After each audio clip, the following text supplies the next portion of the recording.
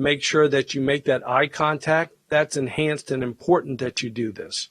Bicyclists, you need to obey traffic laws and expect that vehicles will not see you when riding on the sidewalk because you're going so fast that drivers don't see when they turn in. In the same regard, drivers, you have to understand that bicycles have a right to be on the roadway. It doesn't matter how fast they go. The speed limit is a maximum speed limit. We have to give them the space they need to operate safely and not give them a hard time when they're riding on the road, because that's what we're trying to encourage people to do. DOT and SHA, we need to implement these LED lights as the county executive talked about. The police need to continue to do our enforcement to ensure that both drivers, pedestrians, and bicyclists obey the law. Last year, we did several hundred pedestrian enforcement details, which totaled about 1,400 hours of pedestrian time. We can do better. We can do smarter. We can do more. Civic groups, we need you engaged to actively participate in the awareness. We need to get not only your members, but help with the general public. And we need the PIO to be able to get a comprehensive program. They can't do it by themselves. We're going to have to get help. But we need everybody to educate others. What you hear today, and thank you for being here today, because we have to get this message out.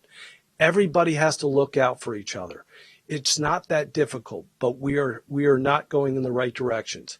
I want to compliment Mr. Holland. I call him Captain Zero. Because I know he's highly intelligent, dedicated, and passionate about traffic safety. But more importantly, he's young, because we're talking about the next 10 years, 2030, we're going to eliminate these crashes at Vision Zeros, going to be acceptable, and we're going to need a young man to be able to captain this ship for a long period of time. With that, thank you all very much.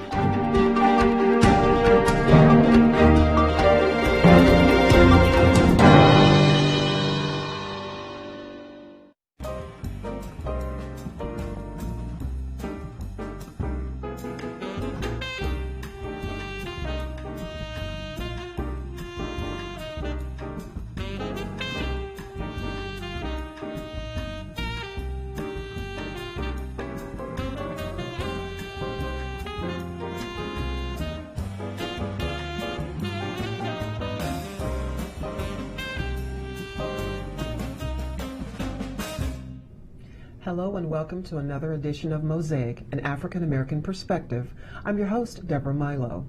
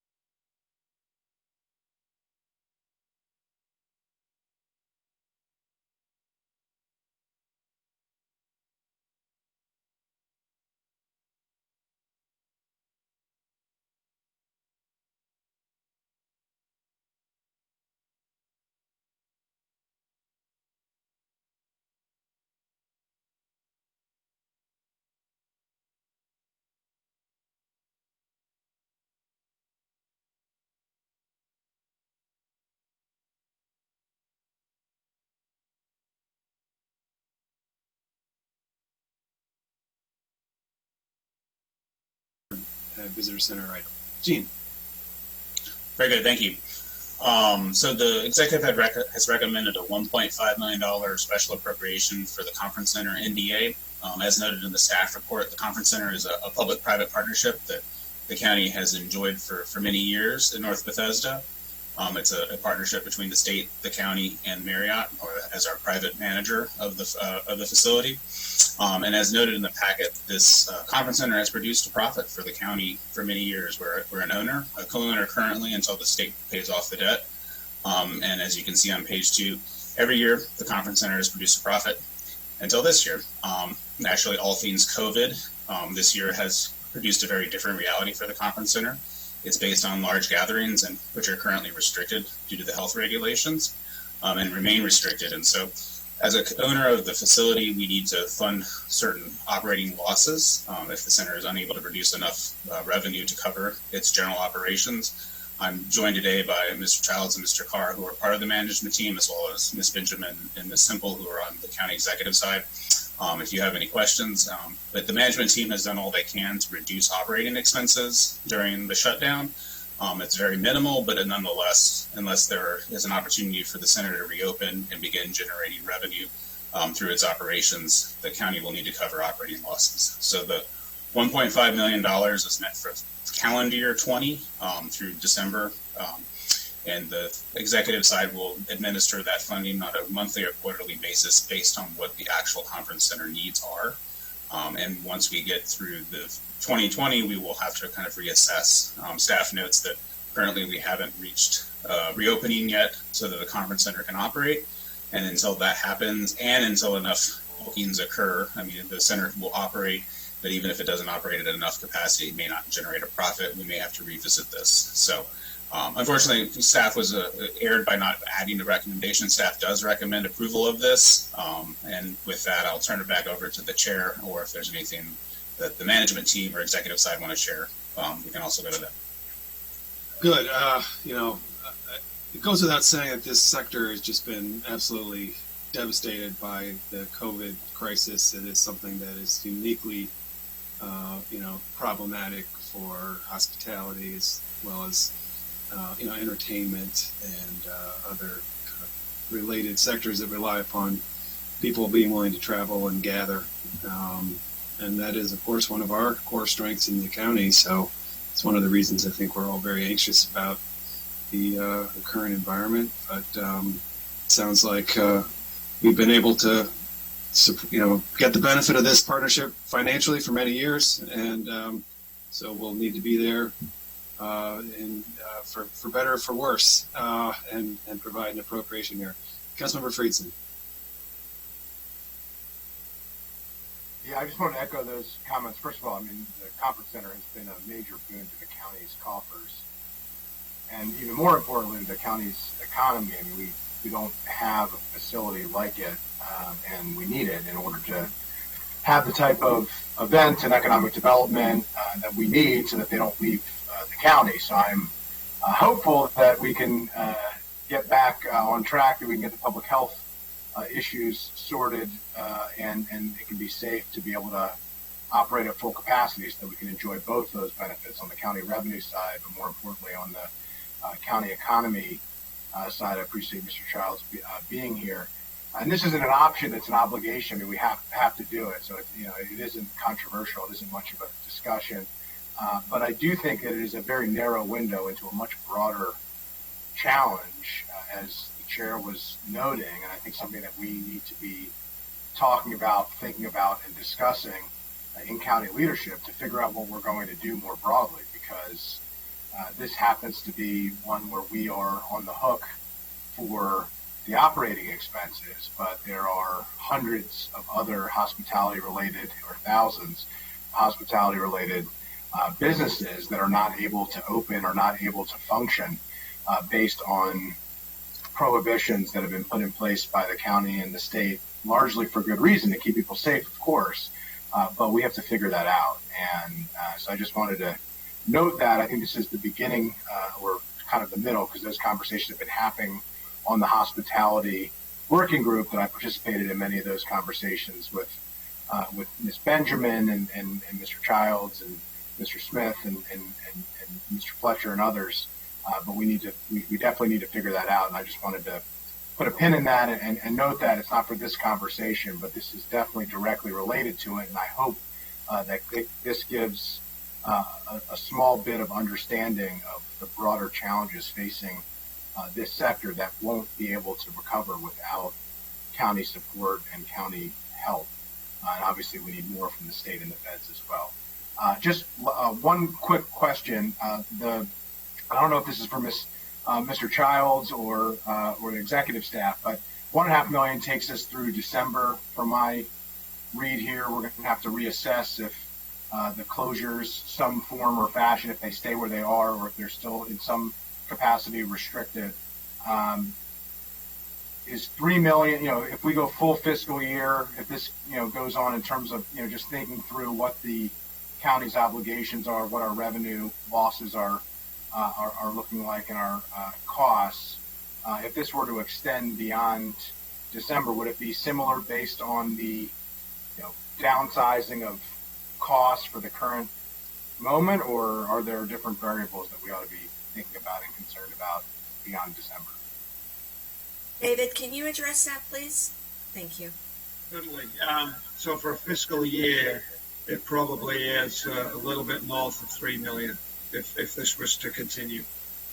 But in that ballpark, a little bit north, but in the general range of $3 million? Yes. Okay, thank you. All right, that was my only question. I think we should be prepared and aware as we, talk about these issues of what this could look like as we move forward and what the fiscal implications would be. But I appreciate that, and I'll yield back to the chair. Thank you. I really noted we should. Oh, yeah. Yeah. Good morning. I read about the reserve fund, and 20% goes in. What? And you've drawn down 1.2. What's in the fund now? Very little.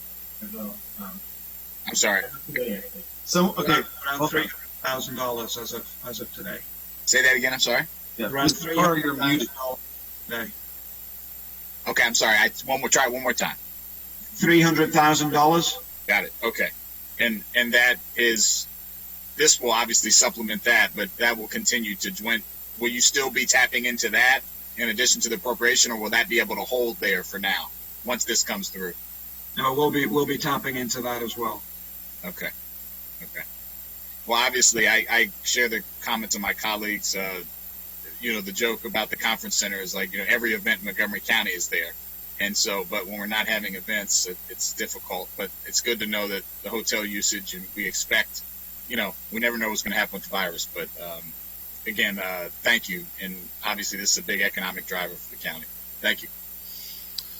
Hopefully, one of our county's other economic drivers will help us solve this problem, the vaccine and bio sector.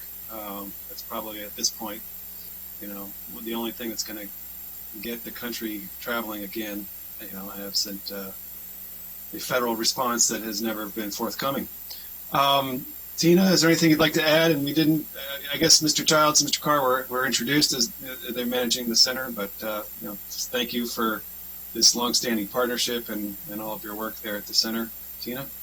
No, I just appreciate the council's support. This has been hard. This has been really hard for us because we prided ourselves in the fact that we've been making money all these years. Plus, we've been taking care of all of our operating and capital costs within the confines of the conference center budget. So this is the first time in, 16 years, 15 years that we've ever had to come back to the council and say, we need help.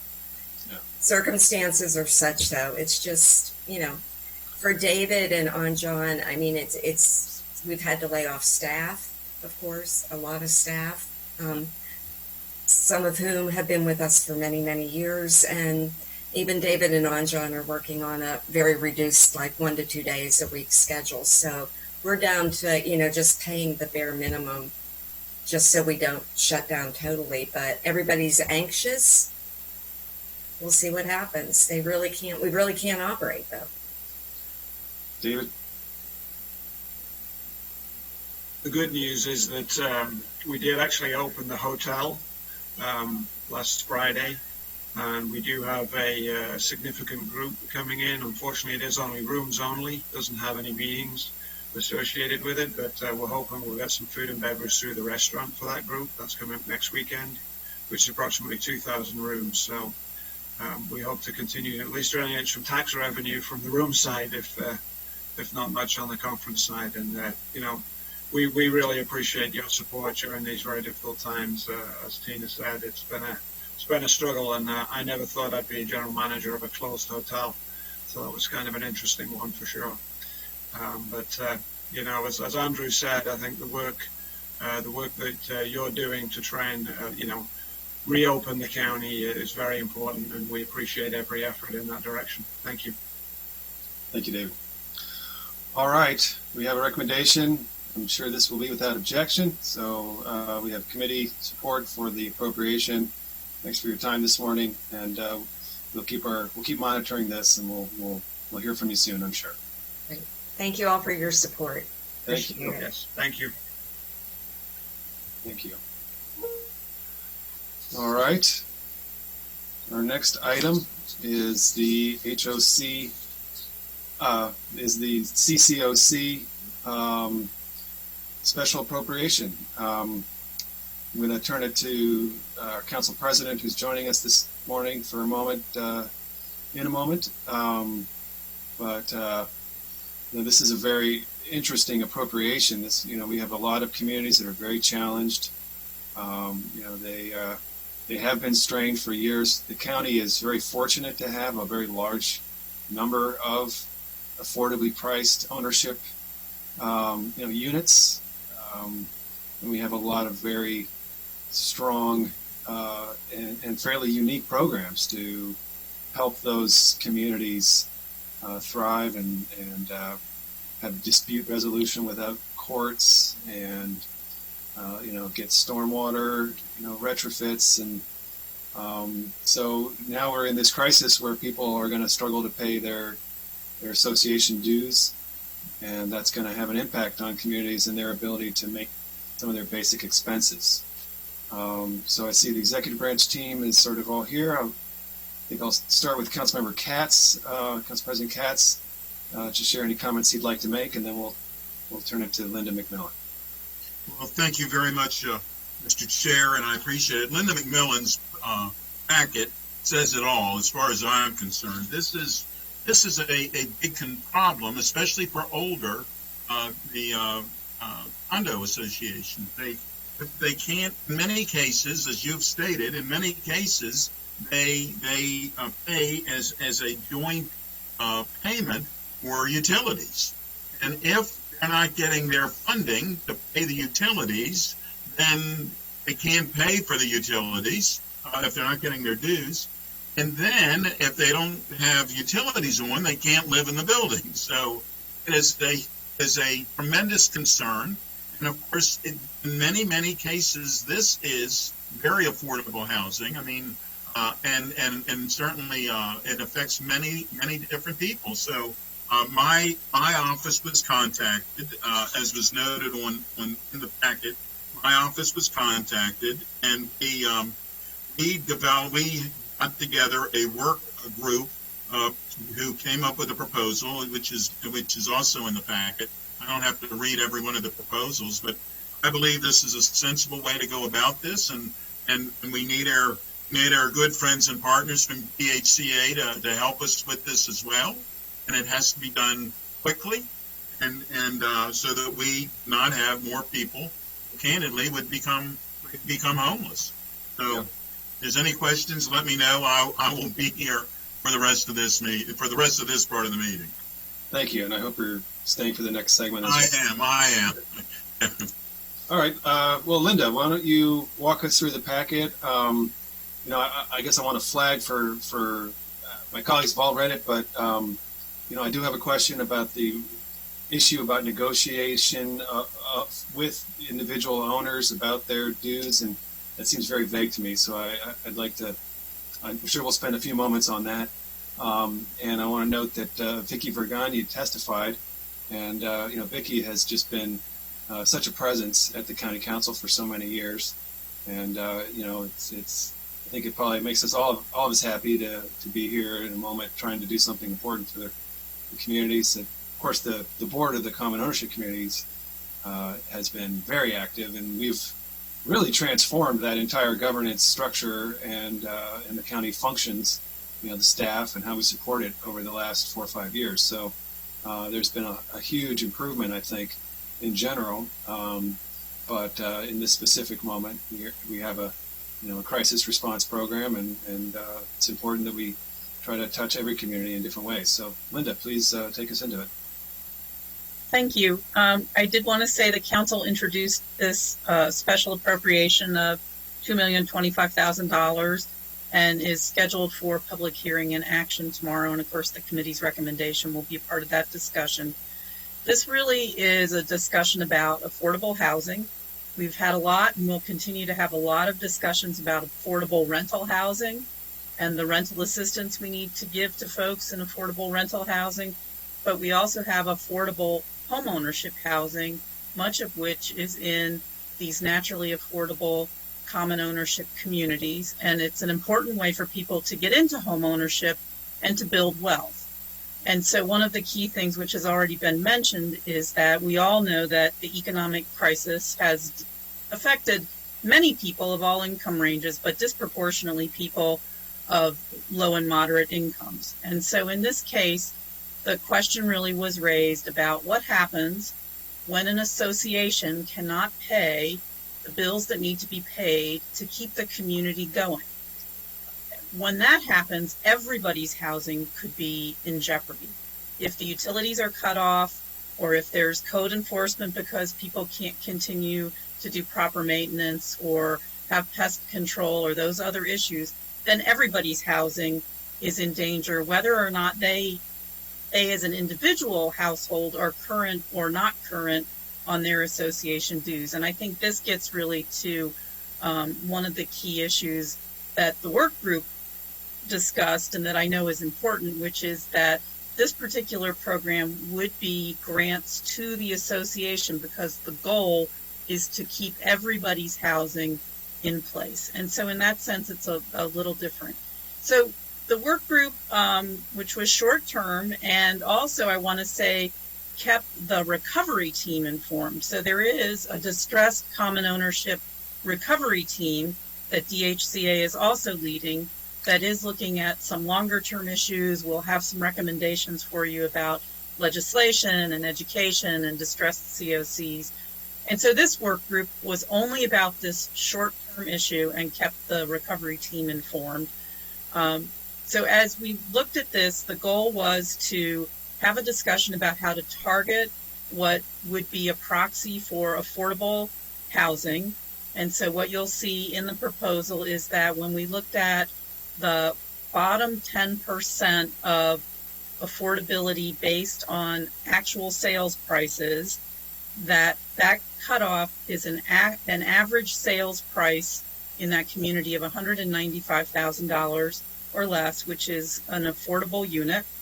And because we know what those communities are, this will be different from most of the grant programs that the county has been putting in place, where we put out a notice that we have a grant program and people apply and then we kind of sort through. In this sense, DHCA will be able to actually reach out to each community that would be eligible based on sales price and inform them of the opportunity. It is up to them to choose to apply depending on where they are or if they wish to,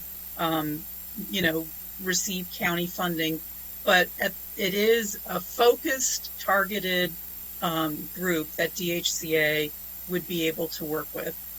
The effort would be to review certain financial documents, make sure that you're looking at the impact of COVID. So you would be looking year to year to make sure that that this has in fact been an issue related to COVID. That's not to say, and I know that there's a larger distressed COC effort that's been going on for a couple years, trying to figure out really how to help some of these older communities. And of course, you've had discussions with DHCA when they have helped out with balconies or stormwater or some of these other issues. So this is very short term. It is looking at year over year. It would be looking at certain basic costs. So it wouldn't be covering the cost to keep a swimming pool open or a community room open. This is about keeping the lights on. It's about keeping your maintenance. It's about keeping your insurance. It's about keeping the things that keep the community open for everyone. And so it is targeted in that fashion. There are a couple things that the group wanted to make sure that people accepting these grants would do. And one of them is to inform homeowners that the association would make a good faith effort to work on any kind of repayment plan, and that it can be repaid over a reasonable amount of time and not be an overdue burden, and that as long as the person is participating in the repayment plan, there would be no collections effort. The other is that the associations that accept grants for this assistance would work with DHCA to undergo a stress test.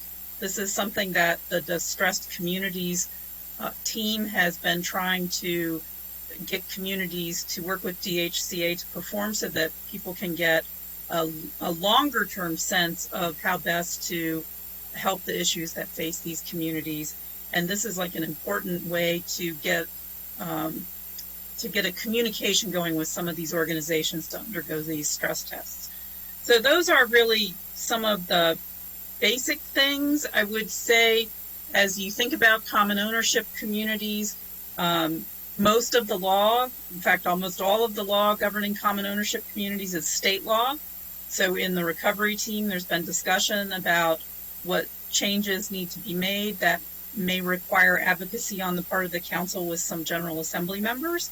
I would also say there are, association rules and legal rules about forgiving individual homeowner arrears. And so that's another reason why this is focused on the association, which is, again, really, an important thing to emphasize. It also, having it be focused on the association as a whole will make it be able to be implemented by DHCA in a relatively reasonable amount of time, because if you went to something that was household based, you would have to take on a different construct around income qualifications and many of these other things. And so the work group really was looking for something that could be actionable and could help these associations out in a relatively quick implementation process.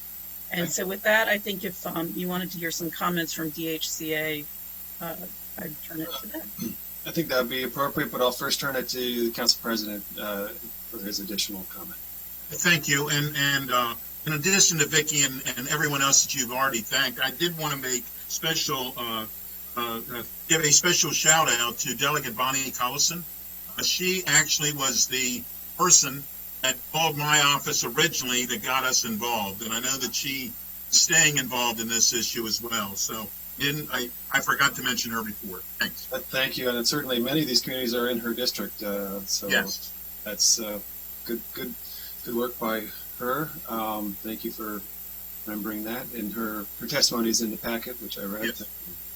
All right, so we'll turn to the executive branch. Chris Anderson, you've got the best Zoom background that I've seen in several days, so you get the prize. But I don't know who's going to lead us off. Mr. Director Nigam. Good morning, everyone. Asim Nigam, Director DSCA. If you look at this region during this pandemic crisis, although we have been focused on tenants and landlords, not many jurisdictions have been focusing on home ownership. And I would say, with this working group efforts, Montgomery County, if I'm not wrong, probably the only one in this area who is coming to help common ownership communities this way. Because more often than not, common ownership communities get forgotten. People think that, they will take care of, their issues. But their issues are very legitimate, and they have been highlighted during this pandemic situation. So DSCA fully supports the working group recommendation to recommend $2,025,000 from the CARES Act funding. And then DSCA will also be involved in implementation of the program. So what our plan is that we're going to reach out to all of these common ownership communities, 105. We're going to tell them, about the funding that once it is appropriated tomorrow. and what they can expect. In the meantime, we will also be working with a consultant who can help us in terms of managing the application process and underwriting, and as Linda mentioned, doing the stress test. So that will also assist us in terms of making a decision about each of these common ownership communities who may be applying for these funds. Yeah, you have a question? Yeah, I wanted to pause you on that one. So the stress test is an important idea that is, I think, developing in parallel at the task force that DHCA, has been organizing. Did you say that their agreement to take a test is a condition of getting a grant? Is that how you're approaching this?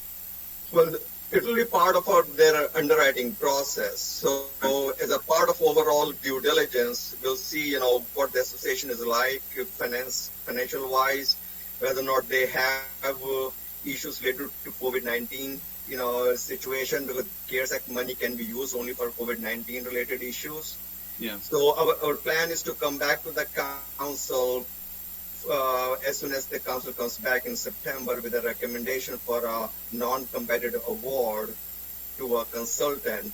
And then soon thereafter, we'll have the application process, we'll review those applications, and then we'll start making recommendations for making grants. We are aware of the fact that CARES Act money needs to be spent by December 30th, unless federal government extends the deadline. So we are fully aware of it, and we have been in conversation with at least a consultant who is fully aware of this, and we expect this money to be spent by the end of this year. So you feel that the current staff at DHCA it would be, you don't have staff capacity to administer the program? Correct. I mean, given what all DHCA is involved with right now, we don't have the staffing capacity as such to roll out the entire program. So our thinking has been, and this was discussed with the working group too, that our plan would be to get a consultant in line. Okay. To get this. And is an ownership community required to take the test, or just to, submit to the criteria, the evaluation for a test? Well, I'm going to have both Frank and Chris chime in. They're part of the working group. Frank, you want to chime in? Sure. Yeah, the condition is not to have a stress test completed prior to the receipt of any support. So the condition will be an agreement. It's a structured approach to evaluating sustainability of the association. And the task force that this is coming out of actually has been operating for well over a year and a half, working to develop a stress test approach that we would work with communities. So, the answer is they would agree to participate and work with us to complete that. Okay, but it's not something that they will do at the same time. You'll do it when the time is right, I suppose. Right, correct. I would just say the actual, the special appropriation resolution in the action section says common ownership community associations that accept these grants must agree to work with the Department of Housing and Community Affairs to undergo a financial stress test. Right. And so it's not a condition that it has to be completed before they get aid. They just have to agree to work with DHCA to undergo it in a time frame that's acceptable. Right.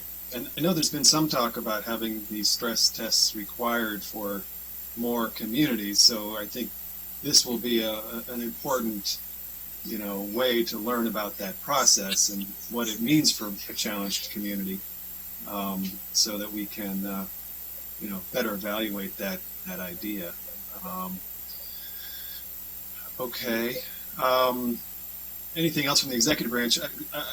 I wanted to ask about this issue of their, an association that receives a grant has to agree to work on a payment plan. That is, I'm sure, fine. However, my concern is that it's confusing to the associations. I think you will need to have language that makes this very, very clear, because what we have in front of us says it may or may not be allowed, or may not be allowed, really, I think is the general comment by state law, and or possibly their own association rules. So if I was an association, it would give me pause to say, wait, I don't understand. Am I being asked to do something that I can't do? And if so, that seems problematic to me. So talk to me about that issue, and what your expectation is there as far as people actually, associations actually negotiating payment plans, and do they not already do that? Is this requirement really necessary? Are you concerned that there's going to be immediate collections? Give us some background here. Well, the first thing is they do have the option today. They can collect their association fees over time. The key is to collect the fees as best they can, so that associations will work with their members.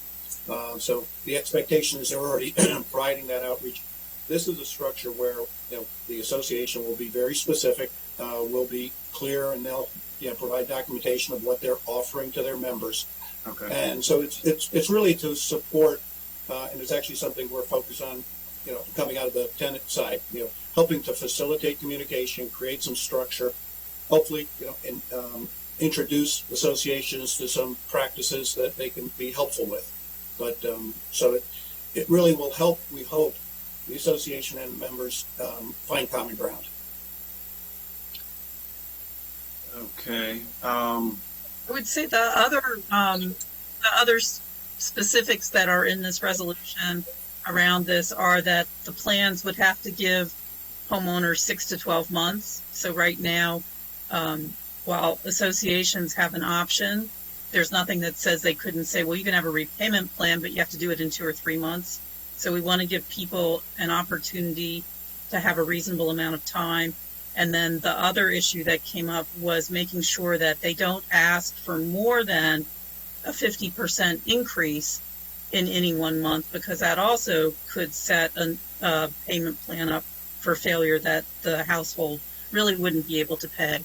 So I think those are really the two things that the work group put in the discussion of repayment plans, was making sure that they agreed to a reasonable time frame for the repayment plan, and also not too much of a burden in any one.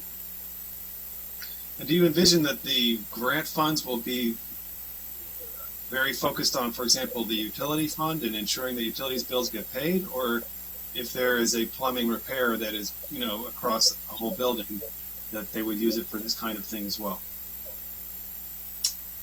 Well, I'll say that the focus will be to support the association meeting its minimum budget requirements. They have some base budget obligations every month. They'll have to be demonstrating that their loss of income related to COVID. It'll be focused on those associations where those kind of required minimum payments. They will then be able to better support other activities. But the key function here is a specific expenditure in the budget. It's for an overall budget and its impact by COVID. Right. It's sustainable, and it's relatively modest, and it doesn't cover all their shortage. So this is really a support and not a final answer. And is it shortage based, the size of the grant, or is there a specific amount that you generally expect? I mean, I saw your calculations were sort of based on a per unit, estimate. Sounds like a fine way to think about it, but. Yeah, that was trying to estimate if the shortages were equal to certain percentages of total outstanding, number of unit calculations, but the funding will only be to replace documented shortage. So, okay. And a percentage of the 75% of the documented shortage. Gotcha. Okay. For a 3-month period. That's crucial for the CCOCs to know. This is not something where concern about a shortage will make you eligible. You're going to have a documented shortage. And so your funding availability is going to really vary depending on the amount of actual shortage you're experiencing. Correct. Okay. That didn't quite come through as clearly to me, so that's important. I mean, and that shortage has to be related to COVID-19 situation. So then to demonstrate that, and as Linda mentioned, what we need to see is what will take for the association to keep the lights on. So these are not, nice to have things that will be funded. These are the things that got to be spent to keep the lights on. So this is it. I mean, do you have any anecdotal information about this issue as far as impacts? I mean, for example, we know that in the rental housing, the non-payment is about, averaging like 15% of the units, right? And it used to be 5%. So it's an additional 10% of the units are experiencing some kind of non-payment. It's not a total non-payment; it could be partial. Do we know anything like that in this context? We don't have a deep understanding. There's the general national mortgage delinquency numbers that have increased by about 3 or 4% on a national scale. A survey has been conducted across associations, and we're seeing early signs of declines in association fees, but it varies association by association. And the focus here is on a very discrete number of associations at the affordable level. So we believe there are some fairly significant challenges for these associations, and we'll find out as we go through this. Okay. I mean, I guess my worry might be that if it is only 10% of the units and it's only a partial payment, that these associations are going to be, every dollar matters to them, but it may not be a large dollar amount. And so if the application process is not smooth and streamlined, it would seem like a lot of work for what might be a small amount of money. But I'll just flag that as a Andrew. Yeah, just really briefly. First of all, I was not at all involved in this proposal, but I really appreciate it. It's a really good and important proposal. Appreciate Council President Katz and the working group for all the efforts here, and DHCA. This is an area that always has challenges. That has, as Ms. McMillan had mentioned, and those challenges, like so many others in our community, are exacerbated right now. And I think it's often a forgotten part of the housing affordability challenge when we talk about renter issues, and we have serious affordable homeowner challenges, and there's a big risk here because so much of it is of the affordability is based on fees, and the fees are impact deferred maintenance, and as the deferred maintenance builds up, the fees end up really going out, basically out of kilter with the cost of the unit, and it both drives down the value of the unit or deteriorates the quality of the housing and makes it very difficult to sell the unit, to live in the unit, and the wealth accumulation that is the whole point of home ownership for so many people, so critical for their livelihoods, is really deteriorated. So I'm, really appreciate this. I also appreciate that it's through the association. I think it's, as Ms. McMillan noted, we have a fighting chance to actually administer this in a reasonable way. I think the chair's points about the application, I think, are certainly true, but are possible because it's through the association, which makes it a narrower group of folks as opposed to a unit by unit, which I think would be nearly impossible to figure out. And I think it really is a targeted solution to a targeted problem, which we don't always do at the council and haven't always done at the council, specifically looking at which are the associations that face the challenges at the affordability level that are appropriate for this type of significant response. And then lastly, I think the stress test, I think every single one of these associations should have a stress test, but I'm glad that it's a carrot and not a stick, that we are providing support and saying, hey, while we're providing support, we'd like you to work with us to do this other work, which would help you in terms of sorting out your finances and, getting to where you need to go. And I think the last piece of it is, these are not always the most sophisticated organizations. These are largely volunteer run and volunteer led, oftentimes, with, a small amount of professional support, and having DHCA step in to be able to provide that help. I don't think it's just financial. I think some of this really is technical,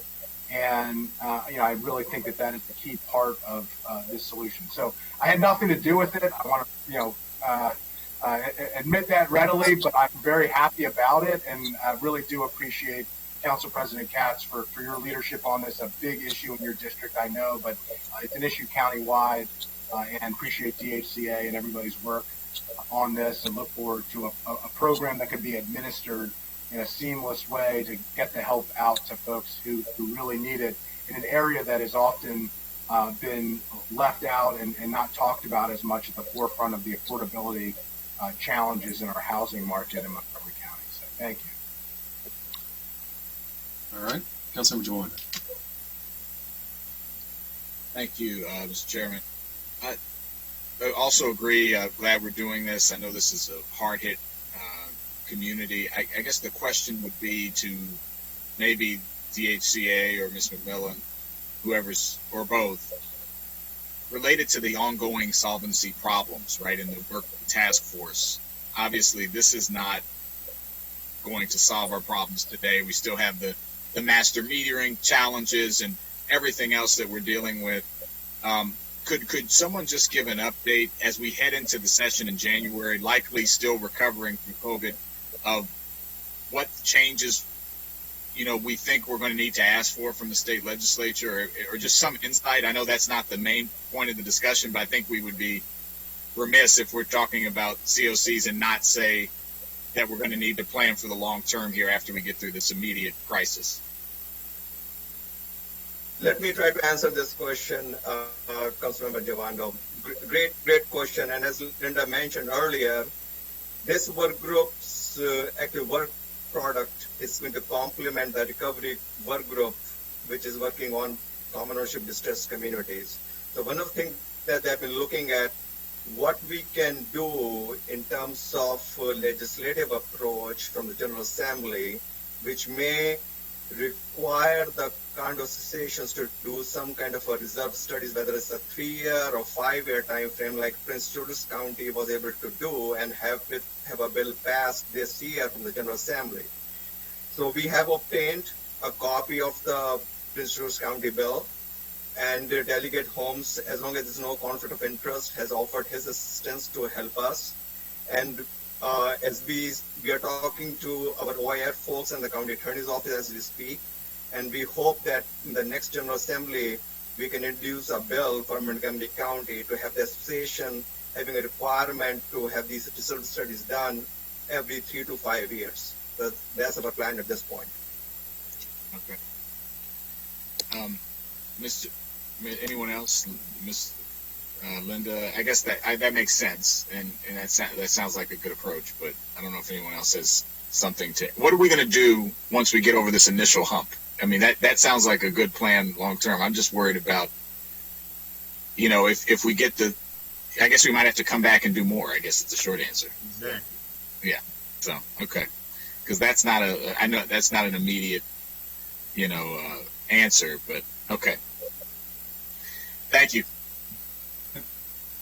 Good question. Okay. So I guess I need to ask you a very, blunt question. Do you think you're going to be able to spend all this money? If the arrears are $100 or $200 for 5 or 6 owners in a community of 50, is this going to actually? Is that, Sydney? Did you want to share some comment about? It's not on the individual basis, as Ms. McMillan pointed out. It's for the associations themselves. Correct, but the association has to demonstrate that they are in arrears, I believe, due to COVID. Right, that is accurate. I guess it would be wonderful if they didn't need all this money. My guess is they will. I think we should appropriate it, right? And I think we should monitor it, and hopefully we will be able to expend it. I'm not meaning to suggest otherwise. I'm just right. I would say that the work group looked at, again, to have a proxy for affordability, and there's no question that a sales price of $195,000 is an affordable unit. Yeah. So that is this, proxy for affordability, which gave us a certain amount, the bottom 10% of units. And then just to come up with a reasonable amount to ask for an appropriation, it considered that there would be, 10% increase in sort of the inability of people to make their association payments. And when you looked at that with the idea that we wouldn't be covering 100%, that's how we came up with the $2 million. I would just say that when you have a master metered condominium, now not all of these will be master metered, but a lot of them will be master metered. And so when you are master metered, sometimes the monthly fee because of the utilities, is $500, $600, $700 a month. In the ones that aren't master metered, of course, if the associations come forward and we talk with the associations, then individual homeowners can be encouraged to seek utility assistance and other things to, manage their own individual household needs. But for some of the master metered associations, the monthly fee is, quite substantial for a household that may have lost all their income or a, high proportion of their income due to the loss of jobs from COVID. So, if it turned out we didn't spend all the money, and we saw things are really good, that would be great. But I think everybody felt in the group, including those who have experience in the management of the COCs, felt like this was a reasonable place to start. Good. Okay. Had to ask. Wouldn't be doing my job if I didn't ask the question. So Absolutely. Thank you. Good. Well, I think it'll be very helpful. These are communities that are strained, and they've been strained for a long time. I think the real estate bubble just crushed a lot of these communities, and in many ways they've never recovered. And now you have COVID come along, so this is something that I think is going to make a real difference. Any other comments from the executive branch? All right, my colleagues? Nope. Okay. Good. Well, we have a recommendation. I don't think there's any amendments, right, Linda? No amendments. All right, so I think we have a unanimous committee recommendation to support this proposed amendment. Thank you again, Cindy Katz. Appreciate this work. It's an important issue that, might not have resulted in, it might have been overlooked, and it shouldn't be. So thank you. All right. Now we're going to move to the HOC, if we have everybody here. I know we're waiting for Councilmember Navarro. No, I don't want to start without her. I'm not sure the HOC folks are on. Okay. We can take a quick, water break, and we'll start again at 10:30. Does that sound good? All right.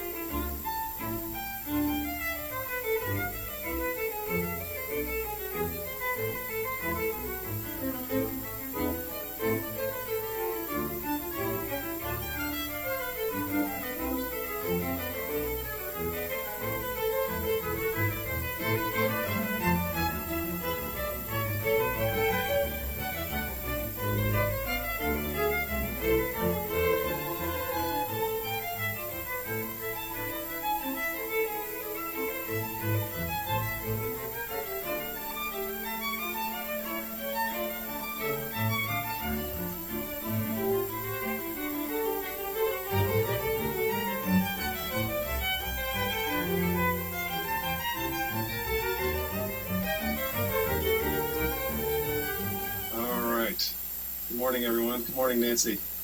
Good morning. How are you? Good, thank you. Sydney. Good morning. I think we're going to have a full house here. We'll wait for others to turn their cameras on before we get started. Stacy. Morning, council members. Hi, Linda. Good morning. Good morning.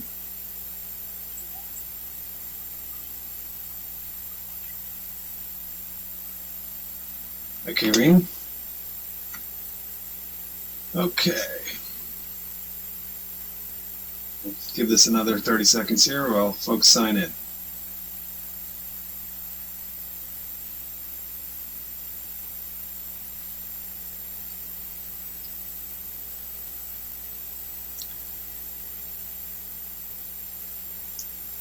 Stacey, I like the construction vest in your background. You're always ready to go hit a construction site. Is that the job of the executive director? I mean, we're housers, right? So, and I get the stuff.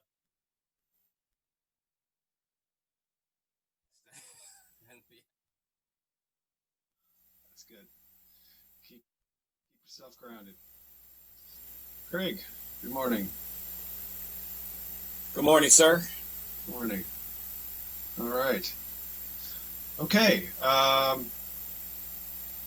think we're pretty much ready to go. So this next segment we're going to do as a joint committee, and we've worked through the model of the Housing Opportunities Commission Production Fund over the course of many months. It's been really since January, February that we started kind of developing this, and the initial plan was to work on this in the context of the FY21 budget.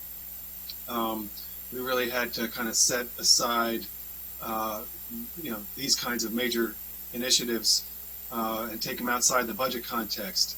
But what we did do during the budget was based on the kind of careful planning that we had been working on with Linda about a future housing funding expansion. So in the budget this year, the council basically put what we call a fence around $6.8 million. And that is the amount of money that we projected as sufficient to support $100 million of new financing for housing.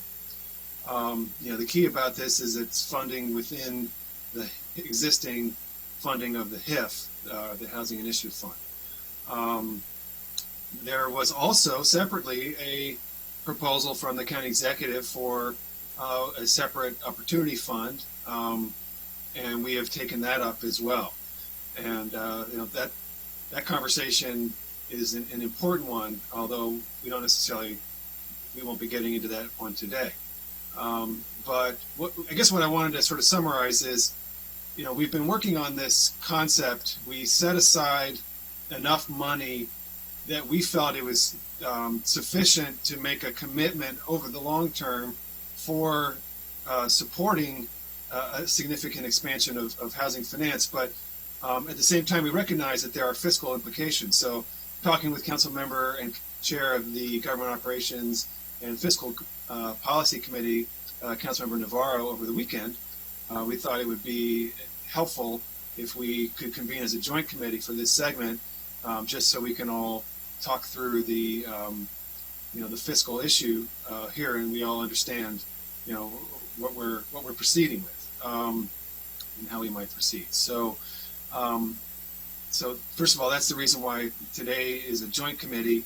Normally housing would obviously be housing, but since we're going to be really addressing this issue about fiscal capacity, we thought it would be good to do it as a joint segment, and knowing that Andrew was already going to be here and Sydney was already going to be here for the CCOC, Councilmember Navarro was gracious to adjust her schedule and be here in a very timely manner. We talked about this it might have been 12 hours ago. I don't know. It wasn't long ago. So thank you. Very much appreciated. Now, returning back to the kind of framework here, we set aside enough money for about $100 million of financing. We have to be comfortable that the amount of money that we are committing to servicing debt is an amount of money we think will be there, for the future. We would love to do more. We would love to do 150 or 200 or, however many $100 million. But we would have to know that for every $50 million that we would leverage in debt, that we feel very confident that there is 3.4, is that right, Linda? $3.4 million of, cash to service that. So with that as background, when the Fed committee met last to work on this HOC fund, we were thinking about how can we hit, which was what was really our goal, which is a $100 million construction fund for HOC. And we basically, we knew we wanted to recommend a $50 million amount in the first, in the current year. But then we also recommended as a committee a second $50 million amount in the third year, as well as we've been kind of weighing different approaches on whether HOC needs to essentially self-finance the debt cost from the funding that we would set aside, or whether we would be willing to pay that finance cost. So we have a staff recommendation, which, I won't bury the lead. Linda has recommended that we don't really have enough money to make a long-term commitment to $100 million for HOC plus $50 million for the Purple Line Corridor, which is, absolutely essential. And, if there's one thing I really want to avoid, it's the possibility that we would do a fund for the HOC construction initiative and then not do a fund for the preservation of affordable housing, targeting our transit corridors and available countywide. So we want to make sure that we are, matching these together. And we had set aside enough funding for $100 million. We felt comfortable we could commit to $100 million of finance, but not 150. And so if we approve $100 million for HOC, implicitly now, it really does call into question whether we can also do 50 for the Purple Line Fund. So, Linda has kind of walked through those issues, and I'm going to turn to her to walk through the packet in a moment. But, in talking to my colleagues, I think everyone understands, we have to do it one step at a time. I'd like to turn it to my co-chair of the Joint Committee, Councilmember Navarro. Thank you very much, Chairman Reamer, and thank you to the FED Committee for all the work that has taken place thus far. Obviously, this is such an important topic. It's a very important policy decision for us. We've done so much work already, I think, and I believe last year it really helped us focus on what's ahead when we adopted the unanimous, in a unanimous way, the resolution that Council of Governments put forth, which I worked with in my capacity as board member. It was clear that the targets are nothing to sneeze at. I mean, it's a very ambitious target, but it's what we need to do. I think the pandemic has also now added another layer of urgency because we are very aware of what is coming our way vis-a-vis evictions and vis-a-vis housing challenges for so many people who are being affected on a daily basis. And so I think it brings that urgency even more into focus. And the reason why I reached out, Councilmember Reamer, was because obviously, as we're working so hard and so rapidly through many of these important issues, it's important for the GO committee also to, because it is, after all, GOFP, Government Operations and Fiscal Policy, to have the conversation regarding the fiscal policy implications. And I'm going to say this also, it's very important to signal and to explain, I think, and, to the audience, those that are listening, et cetera, that we have to make policy choices every day. And at the end of the day, I think this conversation is about what is it that we are choosing to prioritize and over another. I read the executive's memo, and I appreciate that memo because it does point out some things that we absolutely need to discuss.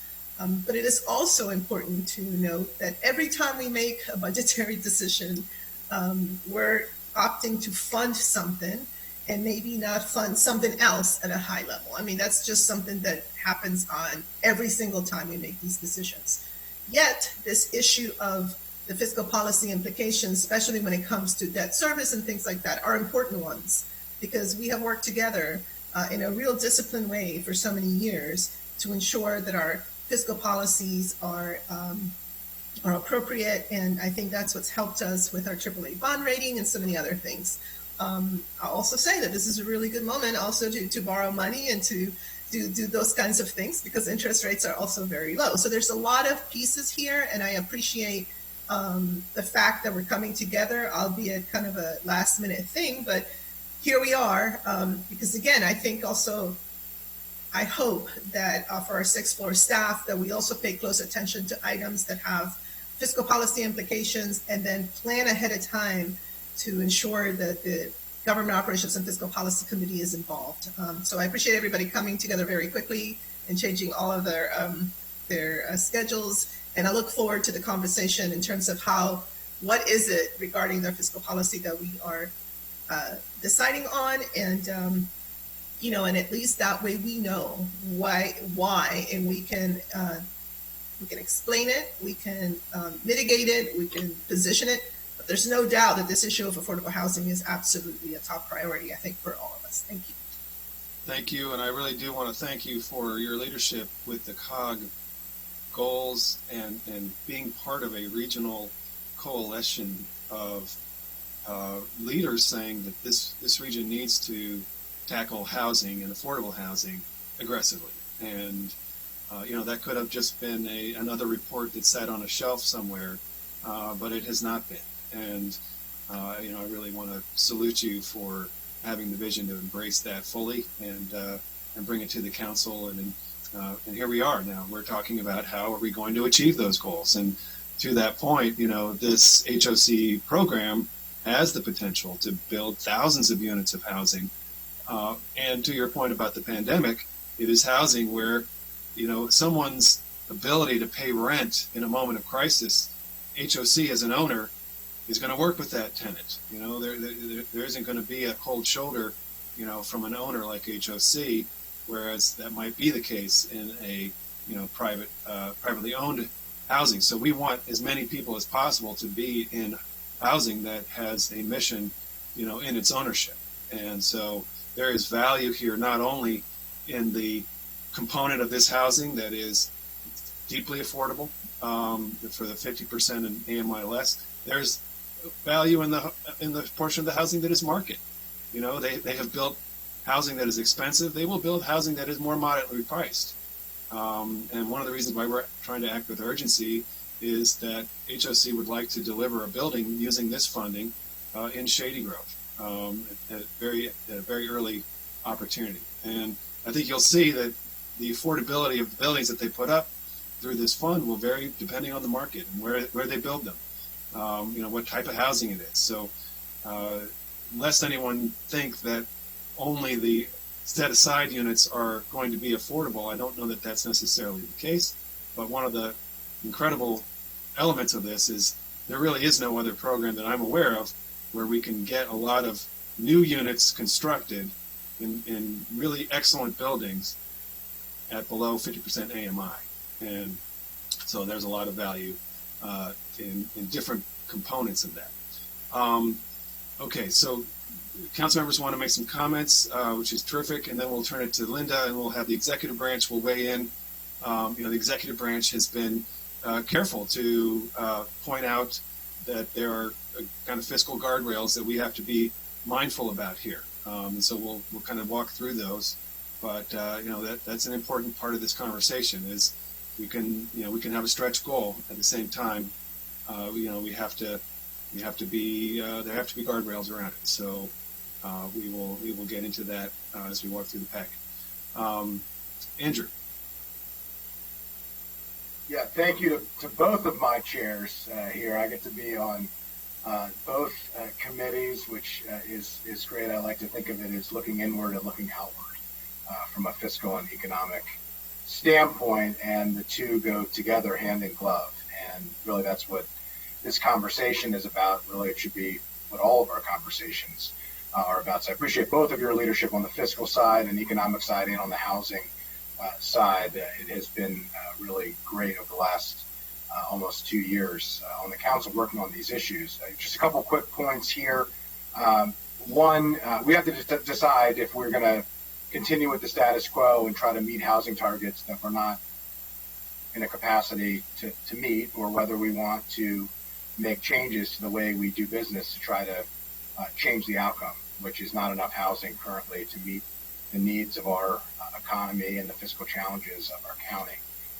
That's part of what this is about. And number two, when we proposed this at the last conversation at the PHED committee, we talked about this being within the 6.8 million. We talked about the 100 million. We never were talking about 150 million. It was before we had talked about the Purple Line corridor. We talked about analyzing what this would look like. And this was the most aspirational of the opportunities that we could put forward, because why would we analyze the fiscal impact of something that was less than what we could do? And we talked about also the possibility of coming back for some of these things once we analyzed it in future years, next year, the year after, following years, et cetera, based on fiscal circumstances. The reality is we boxed off $6.8 million specifically for the purposes of ramping up our affordable housing needs in a way that we haven't before. And this is one piece of that. The other piece is the other fund related to transit-oriented, Purple Line corridor focused development, largely with nonprofit partners. And the third piece is what the county executive had put forward, which we're trying to look at as a short-term, long-term connection with that transit-oriented development corridor. All these pieces have to fit together. That's the whole reason why the PHED committee put forward the proposal as we did. And I think it's important that we have the executive staff raising some of the fiscal issues, which is specifically what we had requested at the last meeting. And so I personally appreciate it. I think it's really important. I think ultimately, within the 6.8 total, 3.4 for this, actually a little less in the first year for fiscal year 21. We're within the Housing Initiative Fund guidelines put forward by the county executive, the HIF, and I appreciate the county executive stepping up to what we did last year. I pushed for it, full council enthusiastically supported the extra $5 million into the Housing Initiative Fund. That is now the baseline that the county executive has established as the floor of what we expect to do, and a commitment that we intend to make every single year, so that we don't have 17 million and then the council putting in more. And we're signaling our commitment not only to our residents of where we stand on affordable housing and how much we're committing to it, but also our partners, HOC, the nonprofit providers, and the broader development community, that the county council and the county executive and Montgomery County government is stepping up to produce the type of housing that is needed to meet the challenges that our economy faces, and that our residents face, and that our workers and our businesses face. And so to me, that's really what this is all about. I think that the proposal that we're going to land on today, which, after this analysis will get us significantly closer to meeting the housing goals that we have talked about, and will allow us to do it in a way that is reasonable and responsible and can be able to be achieved. So I look forward to the detailed conversation of each aspect of this, on repayment, on amount, on timing, et cetera. But ultimately, I'm very pleased with where we are, and appreciate the fact that we put forward a proposal asking for executive branch input, and now we're having it in the context of this joint committee, which I think is very appropriate given the fiscal implications and the housing and economic implications of this particular proposal. Terrific. Councilmember Rice. Well, I appreciate your deference and certainly allowing me to join the great government operations and fiscal policy and planning, housing, and economic development committees. So it certainly is a pleasure this morning, and I'm really happy to be a part of this discussion because I think that it's important for us to understand what this means. I know that you do, but what this means when it comes to affordable housing here in Montgomery County and why it's now going to be even more important than ever for us to be incredibly aggressive. And so certainly being able to leverage additional funds to be able to secure and guarantee some deals that may be out there, existing deals, making them better so that there are better outcomes for our residents are all things that are at the forefront of this. And so certainly I know it's hard for us. We've had to make tough decisions all around when we've done all these special appropriations about appropriating money in difficult times. But I think, and I want to thank Linda McMillan for your recent memo because there was a different impression that was given, at least to this council member, but I'm sure to other council members when it came to where these funds would be coming from, which certainly has a different impact in terms of affordability and our spending affordability guidelines and our bond rating. And so from that perspective, obviously folks are concerned about that in challenging fiscal times. But now with the new information that's come about, I just really want to say thank you.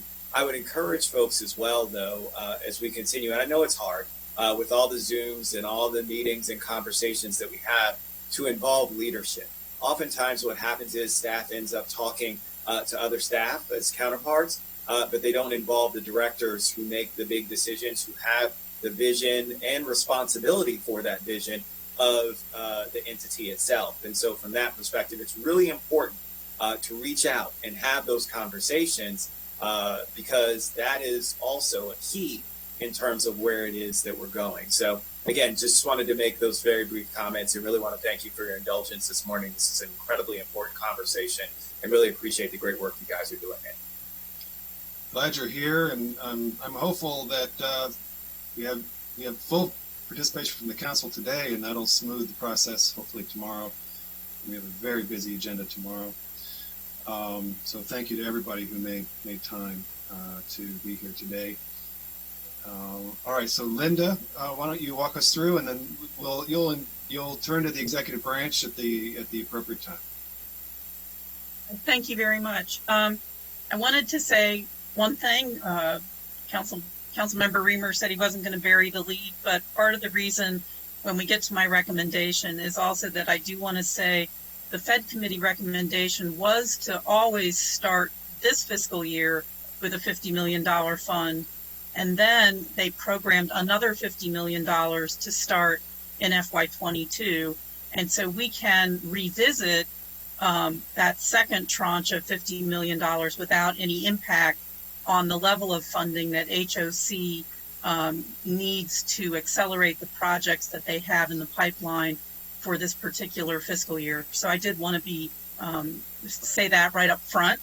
The second thing that I wanted to say about this particular fund, when we had the PHED committee discussions, you did receive a presentation on projects that HOC has in the pipeline. And so I want to be clear that that HOC is positioned to move forward with several projects if they can have the construction bridge financing in particular that they described to the committee as being needed, and that is the purpose of this fund. So I would say, we're familiar with the Shady Grove development because that issue has come up, but also Hillendale Gateway, Wheaton Gateway, Littonsville. There are many other defined projects that HOC has in their pipeline to be able to move forward. So it's not a hypothetical of more units. It's very specific to developments that they have the opportunity to do. And I know that Mr. Span will want to speak to that also at a certain point. So I did give you a memo late last night in response to the executive's memo that we received. And I thought if it would be appropriate, I'll just walk through a few of these and then see where people want to comment. I think the first issue that I raised about the amount of funding that is being discussed, you've already addressed quite well. So I will move on to the next on that. But I did actually just want to say that there were comments, as Ms. Navarro noted, about trade-offs in the executive's memo, some of which were about trade-offs within how we're financing affordable housing within what we do within the HIF, and that is what we're talking about, is how to best accelerate the production and preservation of affordable housing. But there were also comments about other trade-offs, which of course the council does make every day. Every day the council is making difficult trade-offs. But I think in this context, if you are staying within the construct of funding that you expect to have available for affordable housing, then the trade-off about discussing different mechanisms for affordable housing financing is a legitimate one. I would hesitate to get into discussions of other hypothetical trade-offs within the broader budget. So I just want to say that again because it's important. So the HIF itself has funding, and all of the funding that we're talking about is funding that is within the HIF. So there are two pieces to the Housing Initiative Fund. There's an operating side and a capital side. Right. And so the capital side references the $22 million that Councilmember Friedson referenced, which most is actually debt funded and has been added to by executives and councils over the years through a taxable debt instrument that's issued. And that money is available for acquisition and preservation. There is also an operating side to the Housing Initiative Fund, which funds rental assistance programs, additional affordable housing loans and grants, special needs housing, many other there's home ownership component. That is in the operating side. The $6.8 million, because the operating budget is, of course, a one-year action. So the $6.8 million was indeed put it into a designated reserve for affordable housing in your action so that you could make these decisions later on how best to appropriate it. The Housing Initiative Fund also, like many other funds, has a 6-year fiscal plan which shows the expectations for funding and the projected costs. And so the discussion today is working within that fiscal plan as best I understand it now. We know we are in unique times about revenues and expenditures, but the discussion today is working within that 6-year plan. The Housing Initiative, the Housing Production Fund, as introduced to the council, was introduced as a CIP amendment. That's a slightly different construct, I think, in the course of today's discussion, because the executive has raised the issue about whether this should be a capital improvements project in terms of where the debt shows, or whether it should be in the operating portion of the HIF, which is where the debt for the current project could change the vehicle that the council approves. But it was introduced as a CIP project, and that has a slightly different construct in terms of thinking of the fiscal plan. So the first, I think one of the first big things was the impact on the key debt indicators.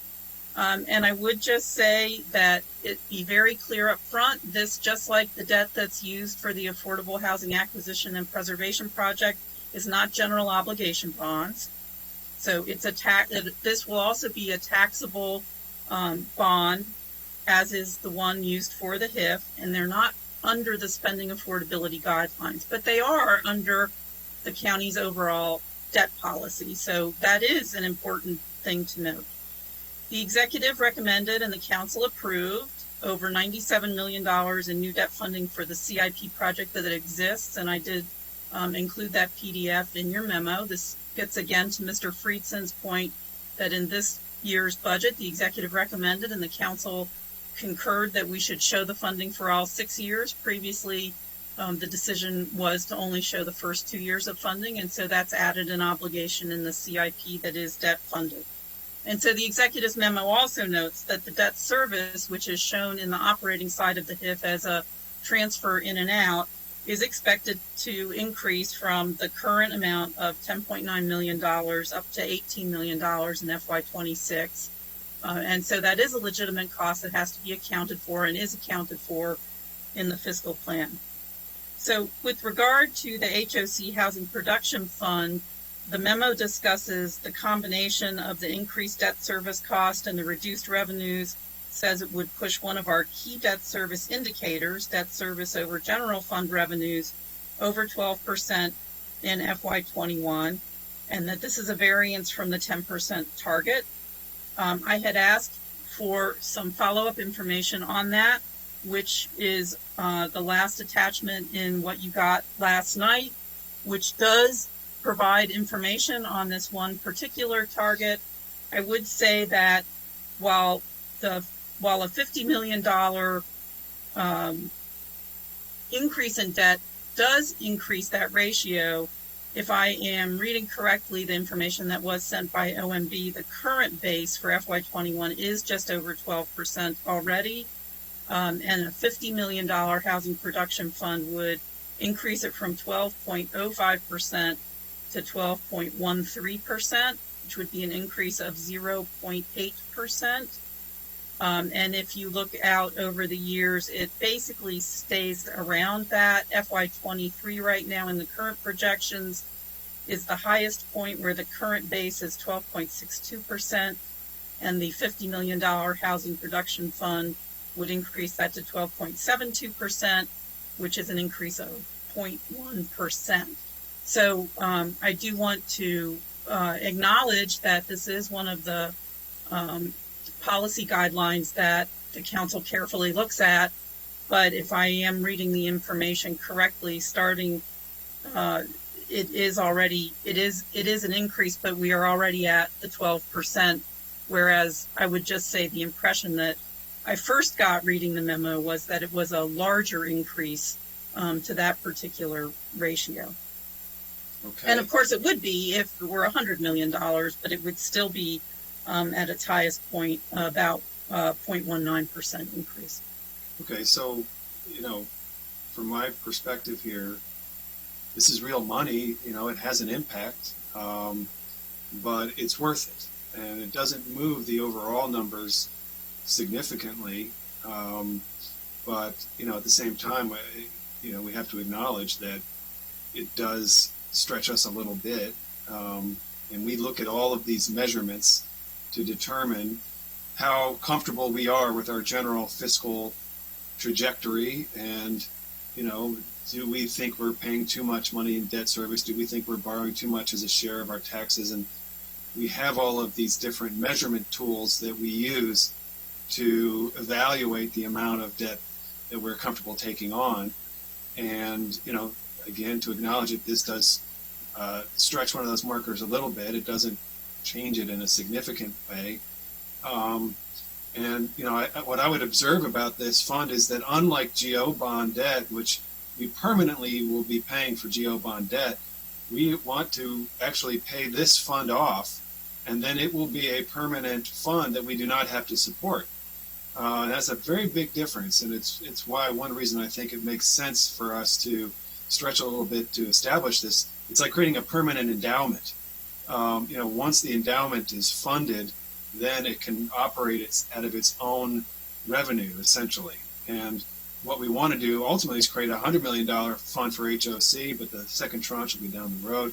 But we want to create a large fund for HOC to borrow from and then repay to construct new housing. And so, I think it would also be different if I thought that we were adding permanently to the debt load, but we also envision that we will pay this off sooner, or we will stop having to pay for it. It's not permanent. So now, Linda, is this the time you think to invite executive branch comments on this general issue, or I don't think I have any council members yet who've asked to speak, so we can. Why don't we? If there's somebody that wants to comment, I think Mary Beth. Mary Beth. And Mike. Okay. Mary Beck or Mike, whoever would like to go first. I'm sorry, Mary had her hand up first, but I unmuted first. So good morning. Thanks for including us in this conversation. Sorry, Mary. I just wanted to comment. We got into this because there seemed to be some confusion over how the debt would be treated by rating agencies and understood by the world at large. And we worked with HOC's bond counsel, our bond counsel, their bond counsel, to sort of make sure that everybody understood what the program looked like and what the ramifications of the program were going to be. But the reason that I actually wanted to talk first was I just wanted to say, I don't understand what Mr. Reamer means by permanent addition. This, my understanding of the structure of this is it's going to be bonds that are sold and they're going to take 20 years to be paid off and everything. So we do have a 20-year commitment. Yeah, that's all. That's what you meant, then that I didn't have any more comments on that. As far as the program itself, it was unclear to us, at least me, what the size of the program was, and what the composition of the program was. And again, Mr. Span's bond counsel and our bond counsel got together and talked all of that through. And Ms. McMillan is correct that we're over 12% now. We're over 12% primarily because we just wrote down revenues by a couple $100 million for this year. But you're right, it's not a huge increase. It's just that our policy, and I think it's a good policy for our debt ratio, is 10%. And we were just recently over 11%, which makes me somewhat uncomfortable. And now we're over 12%, a combination of the fact that we wrote down revenues recently and, adding a little bit more new debt now. But as far as the guardrails that Mr. Reamer talked about earlier, I think Mary wanted to speak to them, so I'm going to mute myself for a little bit. Okay. Yeah, and I think it was helpful, Councilmember Reamer, to have you also put in context the preservation project that you're also hoping to do, because I think it's helpful for everybody to understand the total context of what you're trying to do is really $100 million. And I think that, since the PHED committee acted, there have been, I'd say, 3 things that have happened since then that have sort of clarified. It's new information that I think is useful for everybody. Mike mentioned bond counsel's reading on this, and I did want to say that even though these bonds are technically not GEO bonds, they might as well be financially. They have the same impact. So it does not fit under our SAG guidelines. That is absolutely true, but they might as well in terms of financially. The revenue write-down, though, is very, very significant. And I hadn't fully appreciated this actually until this weekend when I was looking at the numbers and I said, oh my God, FY21 and FY22, we have less revenues than FY20. It is not until FY23 that we get back to and slightly above FY20 revenues. That's awful.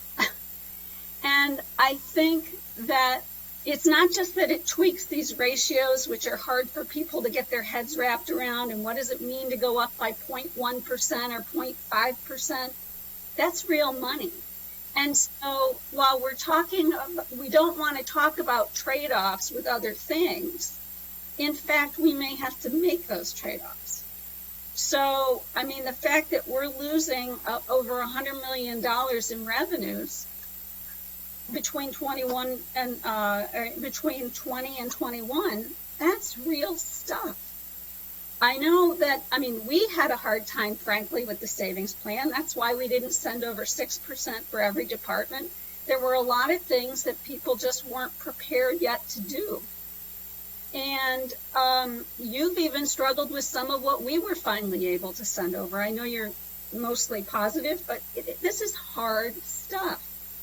And so debt that makes things that much more inflexible is really, really challenging. And this is not, and maybe this is part of what Mr. Rice was talking about, is in FY21, you are living within the financial parameters sort of that you had. I'm not disputing that in any way. The problem is 22. It is a major, major problem. And the ratio that Linda mentioned, if you do 50 million for HOC and 50 million for preservation, in FY20 goes to 12.75%. So that is significant. When we put out the executive's budget, you know, it was looking like more like 11.3, 11.4. So this is significant. And you do end up getting into those other trade-offs. I think that, you know, things will have to really go our way on a lot of fronts to have this not potentially be a problem. We will have to be willing and able, perhaps, to raise taxes next year. Even if we're willing, will we be able? I don't know. You know, federal aid. I'm not sure what's going to happen in 21, but I am really not optimistic for federal aid in 22. And then what's happening with COVID? We may have more expenses and less revenues. So this is why the concern over locking ourselves in. You know, it's so funny. I think, well, it's not even funny, but the county executive, this is not where he would choose to be on this issue. He would want to be with you. But the financial concerns are really, really great. You know, we were looking at, over the weekend, some of the inflexible costs, and when we looked at things like MOE and debt service and pensions and utilities, we're up to 68% of our budget. If we ignore policy issues, because we're already undoing some of them to get by this year, like PAYGO, OPEB, contributions to reserves, you know, that would have been another 5%, but let's put that aside. HHS and corrections alone are another 9%. That's 77% of the budget, funding only 2 departments. I mean, what do we cut? You know, it could be putting ourselves in a really difficult, challenging position. And so I just would say to you, do you have to do this right now? Could you wait till November, when at least you have a better sense of the box we all have to live in? And I think that everybody supports affordable housing, but it's just a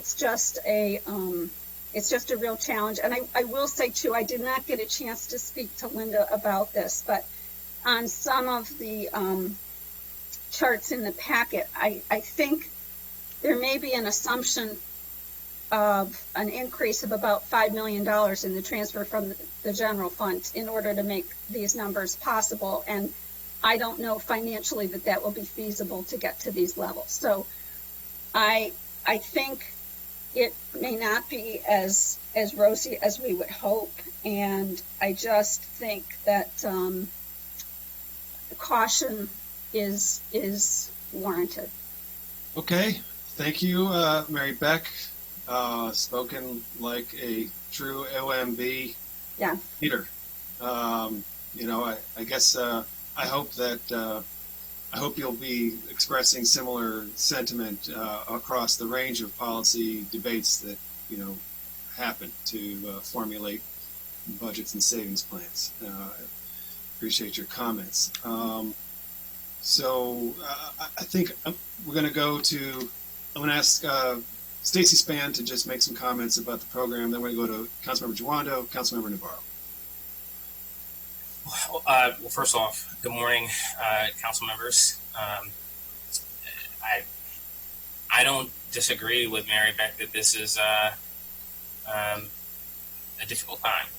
And what we know is that we are, yes, in the middle of a public health crisis, but we've been in the middle of an affordable housing crisis for some time, and it's unyielding. In this county, unlike many other jurisdictions, not only acknowledged that crisis, but was working fervently to address it.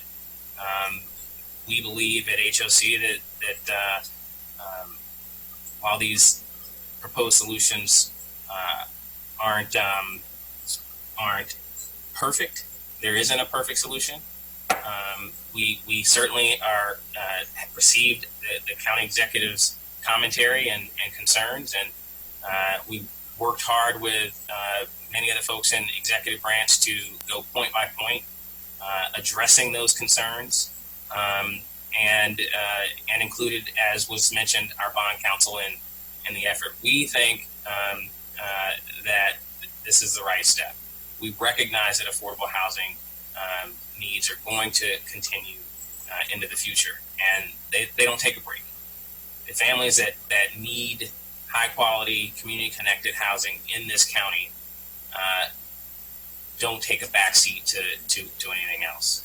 And that has been sort of continuing.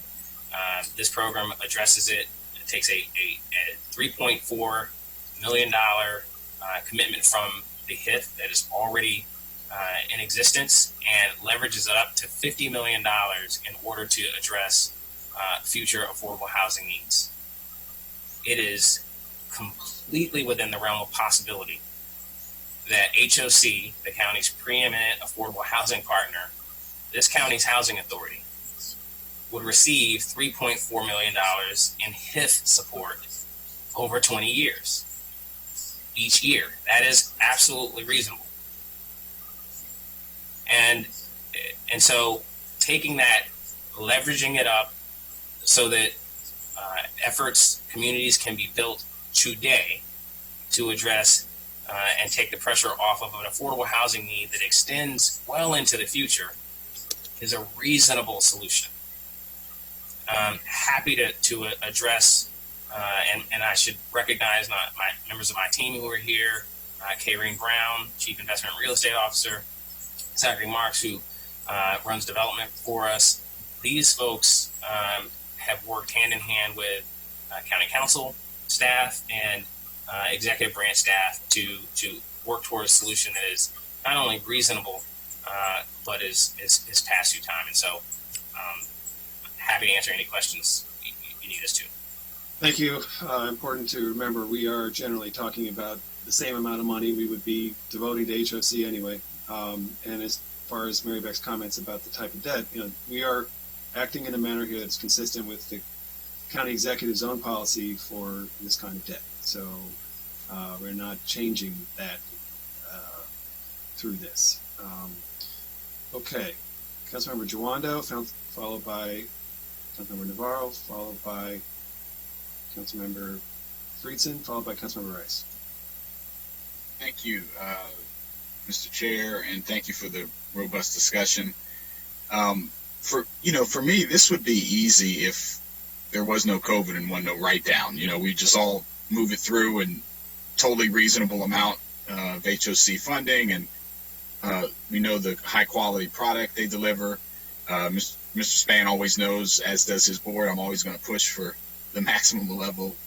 He disappeared right now because he knew I was going to say that. He turned his maximum level of affordability, and which is also one of the things that's mentioned. And that's always, we're always going to be pushing on that. And are we getting the best, as much as we can, as quickly as we can? But the thing that really gives me pause is the revenue write-down numbers that Ms. Beck talked about that I wasn't, I'm just becoming aware of in the last 24 hours as far as the context of, in context of this proposal. And I think that I really appreciate Ms. McMillan's suggestion, of the, $50 million in the packet. I guess my question would be to, this may be directed to Ms. McMillan. Is there any, and HOC, is there any downside to, and this is more about what you have in the pipeline and maybe specific project based, if we were not to act on this tomorrow and we were to wait until the fall, what impact would that have, if any, on what's in the pipeline, specific project wise, So let's start there. That's my question. Linda, did you want to jump in? Go ahead. I got this one? Okay. Yeah, you can start. Irene and Zach, certainly jump in wherever you'd like. But, I mean, obviously there's going to be always construction risk, right? And will these efforts get out of the ground? And once you start there, it begins to unravel from that point. And so, we've done a great deal of pre-development on the two notable efforts that we've gone through and fed and with you all. But pushing it out makes it even more uncertain, right? And it raises what it also does is raise the cost. Even in a low interest rate environment, there are some realities. And so that sunk cost rises and that's not an insignificant amount, which then means that the level of affordability is compromised. I mean, that's the sort of long and short of it. And of the units you're talking, of the two projects you're talking about, what's the affordability that would be, the number of units that would be affordable in those properties? I know you've given percentages, but that was one of the things that was raised as well. We'll give number. Go ahead. I apologize. We'll give number and percentage. Zach, do you want to share screen, or do you want to throw the numbers? Yeah, I mean, on Shady Grove, right now, so it's 268 unit property and 80 units are restricted under the 30% scenario. And that's 20% at 50% of AMI and below, and 10% at MPDU, right? Yeah, and on this one, as usual, the commission has already pushed past that, so it's actually 25 at 50 and 5 at MPDUs, just because this is what the commission does. So one thing that I think sometimes doesn't really come through with this argument, because we're trying to keep it, focused on the specific sort of financing need, but the commission will still come behind these deals. What you're seeing in this package is just showing how this fund itself is useful as a financing tool, but the commission then comes and looks at it and challenges staff to look for, all other resources we can to frankly, improve upon sort of the base framework. So we wanted to make sure the base framework was acceptable to you, but the commission, even if we wanted to and we don't, the commission would never let us say that, that's going to be fine and we're not going to push you at all on these projects. So we're already beyond what the HPF is sort of quote unquote requiring here on Shady Grove. Okay. I appreciate that. I mean, and one of the other things that was said in the memo, and Ms. Beck alluded to, and as with every budget, there's trade-offs. Obviously, 80 units, I think, restricted, for example, at that property, and there's others at another property in the next year or so. That's a big deal. We want that. Obviously, we need it. There's of course affordable housing crisis. But one thing that's untenable to me is that we as we have these multiple crises, that we would not give money. We don't know what everything that MCPS is going to need, and we're going to have a conversation about the mental health challenges later today. And I know Mr. Rice is here. We have so many challenges that are going to require urgent need and funding. And I just would say that, to your point about raising taxes, I just think, we're going to have some difficult conversations. We are making a choice here going forward, and I don't think it's a bad choice. I think we need to produce more affordable housing, more housing in general. But the question of what does the whole pie look like, and what are we going to need to do going forward? There's so many unknowns, and what's the federal government going to do or not do? I just think we need. I hope that my colleagues, I'm not going to bury the lead. I think Ms. McMillan's proposal is a good one to go, to do the $50 million and have the option to look back. But I hope we consider what we need to do to maintain level of services going forward, and that could need to be some things that people aren't comfortable with. And I just hope that we will look at that as the total picture, because this is a real trade-off. And I don't disagree with Mr. Span's point about in a normal year what would happen come out of the HIF to HOC, but this isn't a normal year. And so we just we're really in unprecedented waters, and we're making a choice here. And it's, again, I don't disagree with the choice necessarily, but I hope that we will make other difficult choices to maintain support and services for the people that we need to maintain them for. So I'll pause there, Mr. Chairman. Thank you. Councilmember, can I point out really quickly, though, again, the $3.4 million that supports this comes directly from the HIF, which is already appropriated. Well, I was going to say. I apologize. Go ahead. That's right. The funding that we are talking about here is money that, first of all, we've already set aside this year, and second of all, we have a very strong confidence is going to be there even during ebbs and flows of the county budget, health over the next 20 years. Mm-hmm. I think if you peel back the dialogue here, the assertion would be that we would have to cut affordable housing funding in order to meet, our fiscal problems.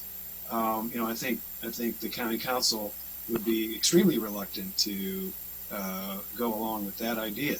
And that's one of the reasons why we made some tough decisions this year about how to finance the budget and what we would spend money on next year, now into this current fiscal year. So,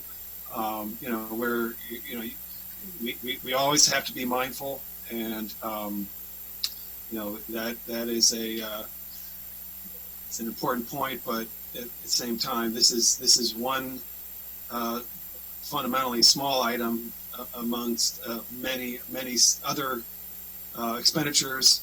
We're talking about housing, talking about creating affordable housing, talking about meeting our housing goals, and I think it seems like a worthy investment. And again, it's within a general framework of funding. We're not talking about how to add funding, over and above what we had already anticipated.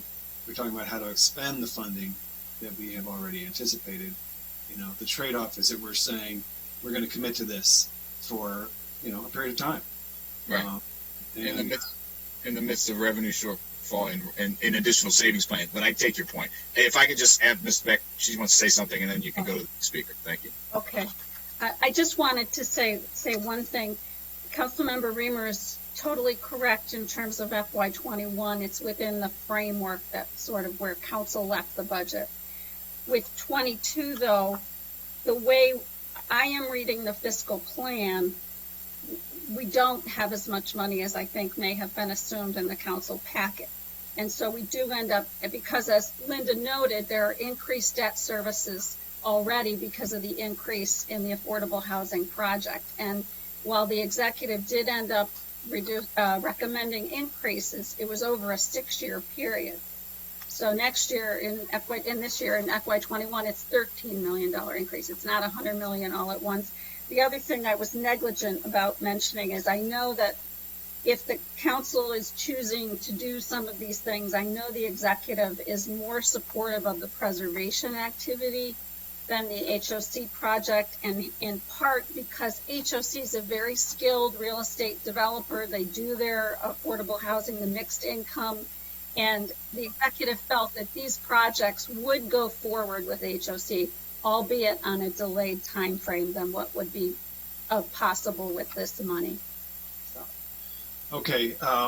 Well, as far as the fiscal issue overall, I think the council would have welcomed a larger savings package. We took up the one that we received. Mm-hmm. Okay, Councilmember Navarro. Thank you. So this is why I wanted to have this conversation, because I think it is important to ensure that we analyze all the different components of this. Obviously, we pretty much already signaled our intent during budget.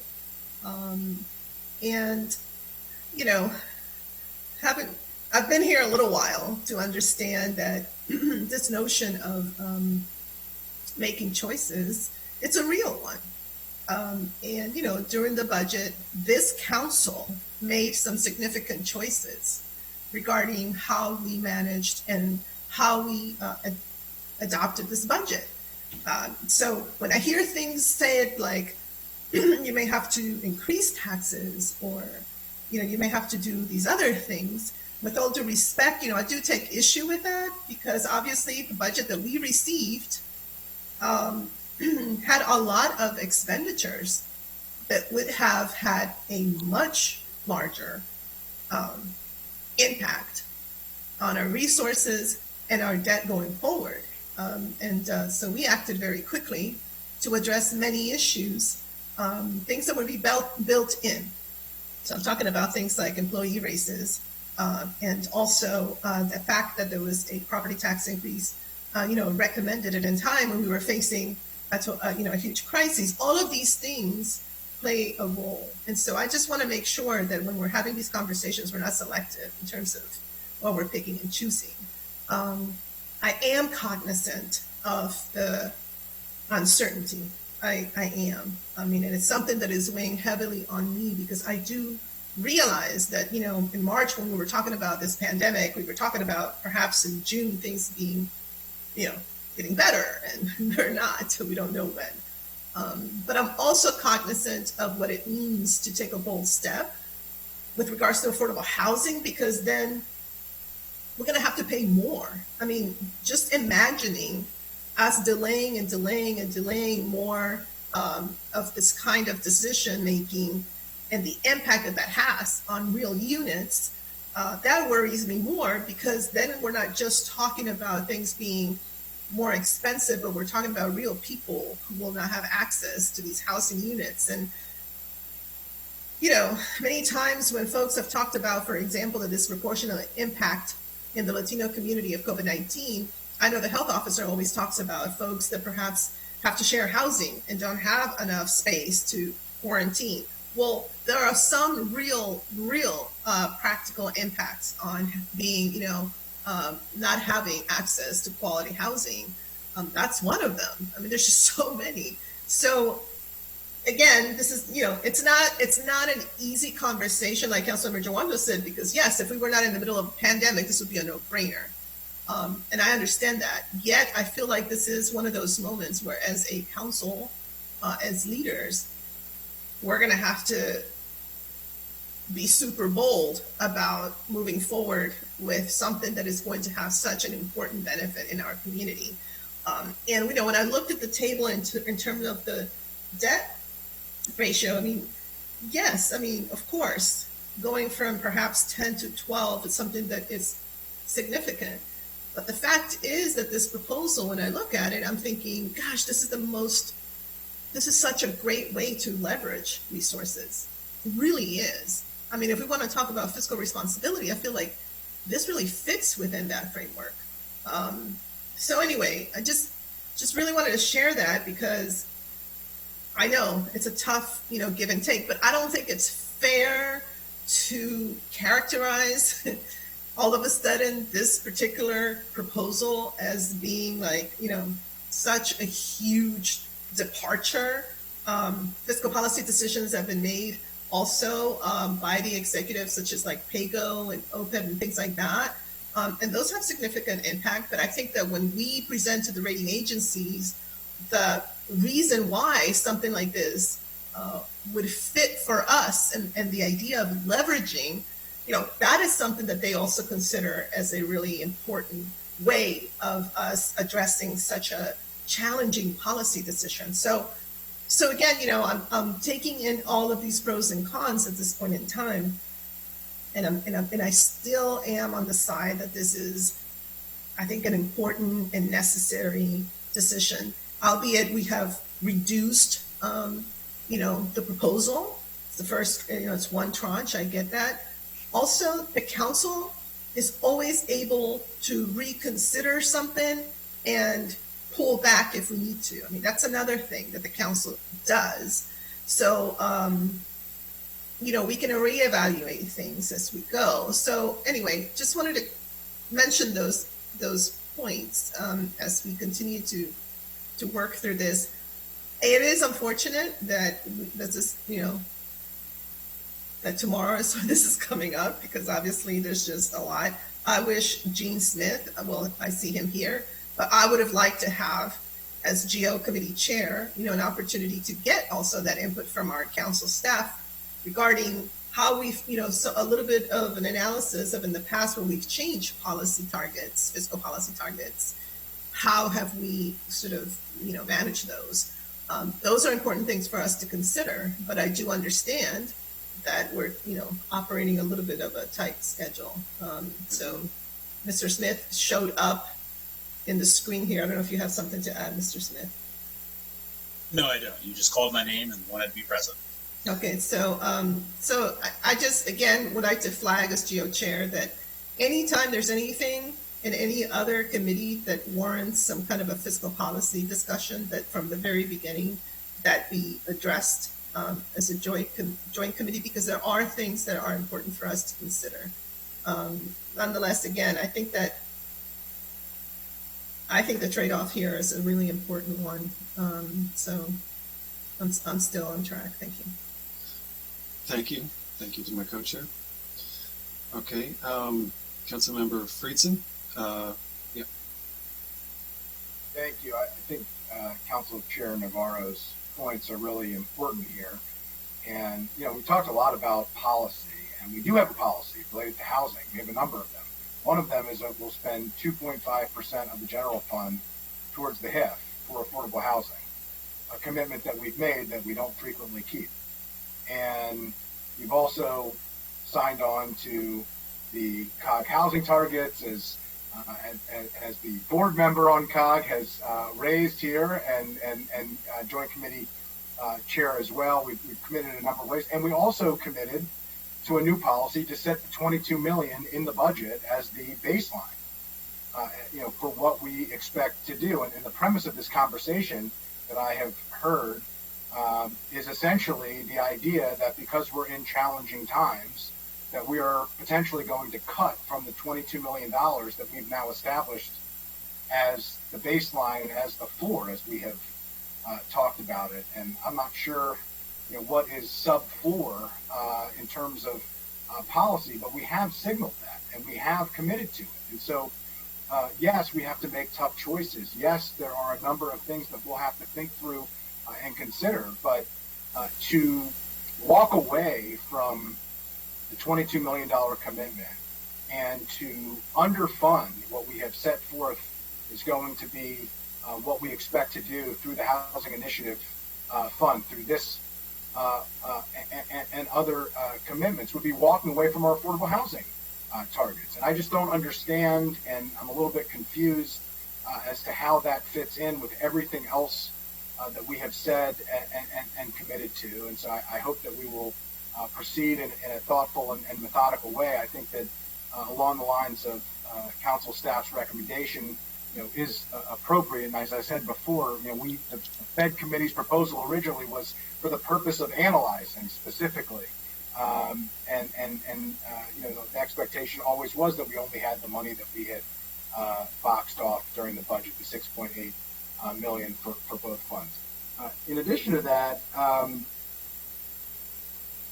the comments that the county executive would prefer not going through HOC and only going through preservation.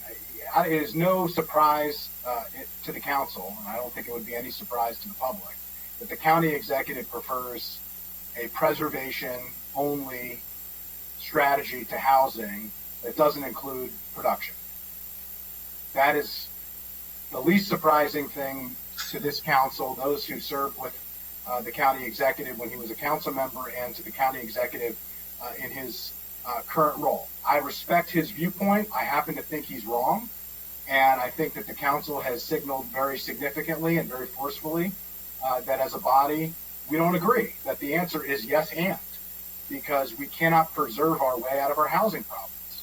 And I understand the county executive's position. It is very well documented, and the council's position is also very well documented, that we believe that we have to both preserve and produce more housing to meet the needs.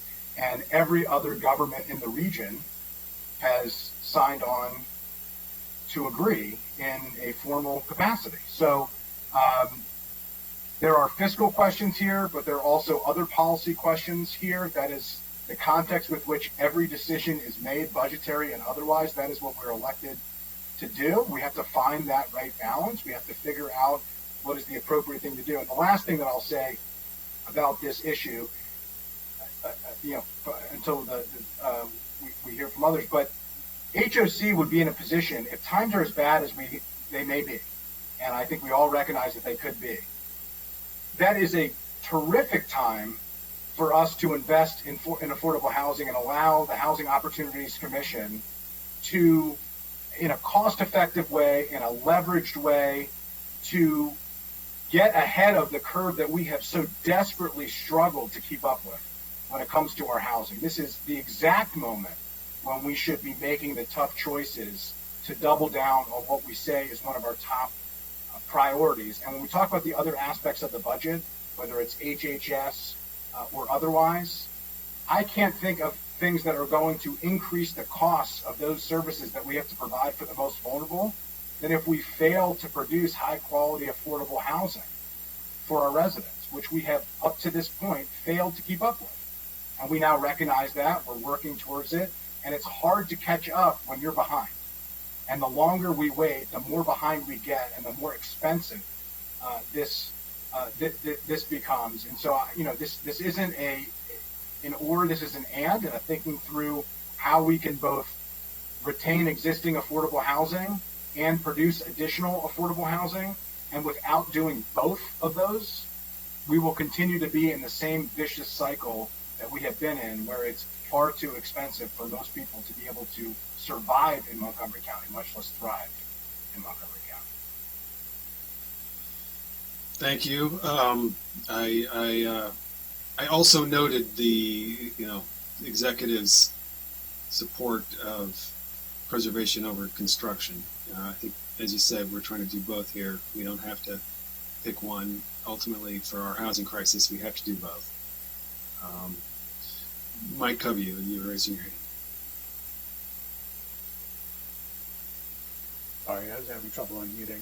Thank you. I'm just following up on something that I thought I heard, but just to make sure, this is a hard commitment, unlike where we were a few weeks ago. Once we issue the debt, once the debt is issued, whether it's by HOC or by the county, there's no reevaluating it. There's no changing the structure of the deal. I think you all understand that. I just wanted to make sure you understand it's a county debt, and it's a hard commitment. It's a 20-year commitment. I said that. I understand that. I was talking about the fact that we have a second tranche to consider. So understood. Okay, thank you. But I understand it.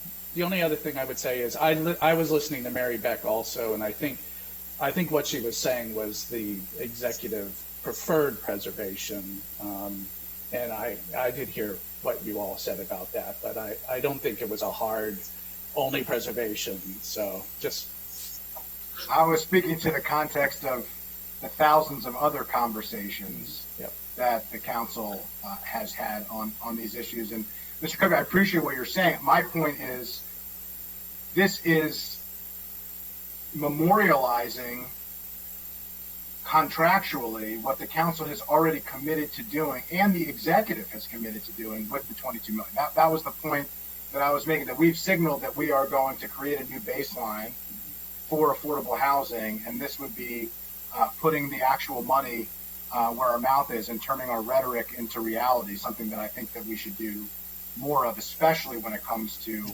our affordable housing targets and affordable housing goals. But your point is well taken. This is debt. This is a commitment. This does have fiscal consequences. All of these conversations that we're having are needed and appreciated. And as I said before, when we talked about it originally in the Fed committee, we requested the executive branch to weigh in on the fiscal realities of the proposal, which I think is important, and the public has a right to know the decisions that we're making and the consequences of those decisions. Okay, so we're going to move to other council members next, but I just want to summarize again.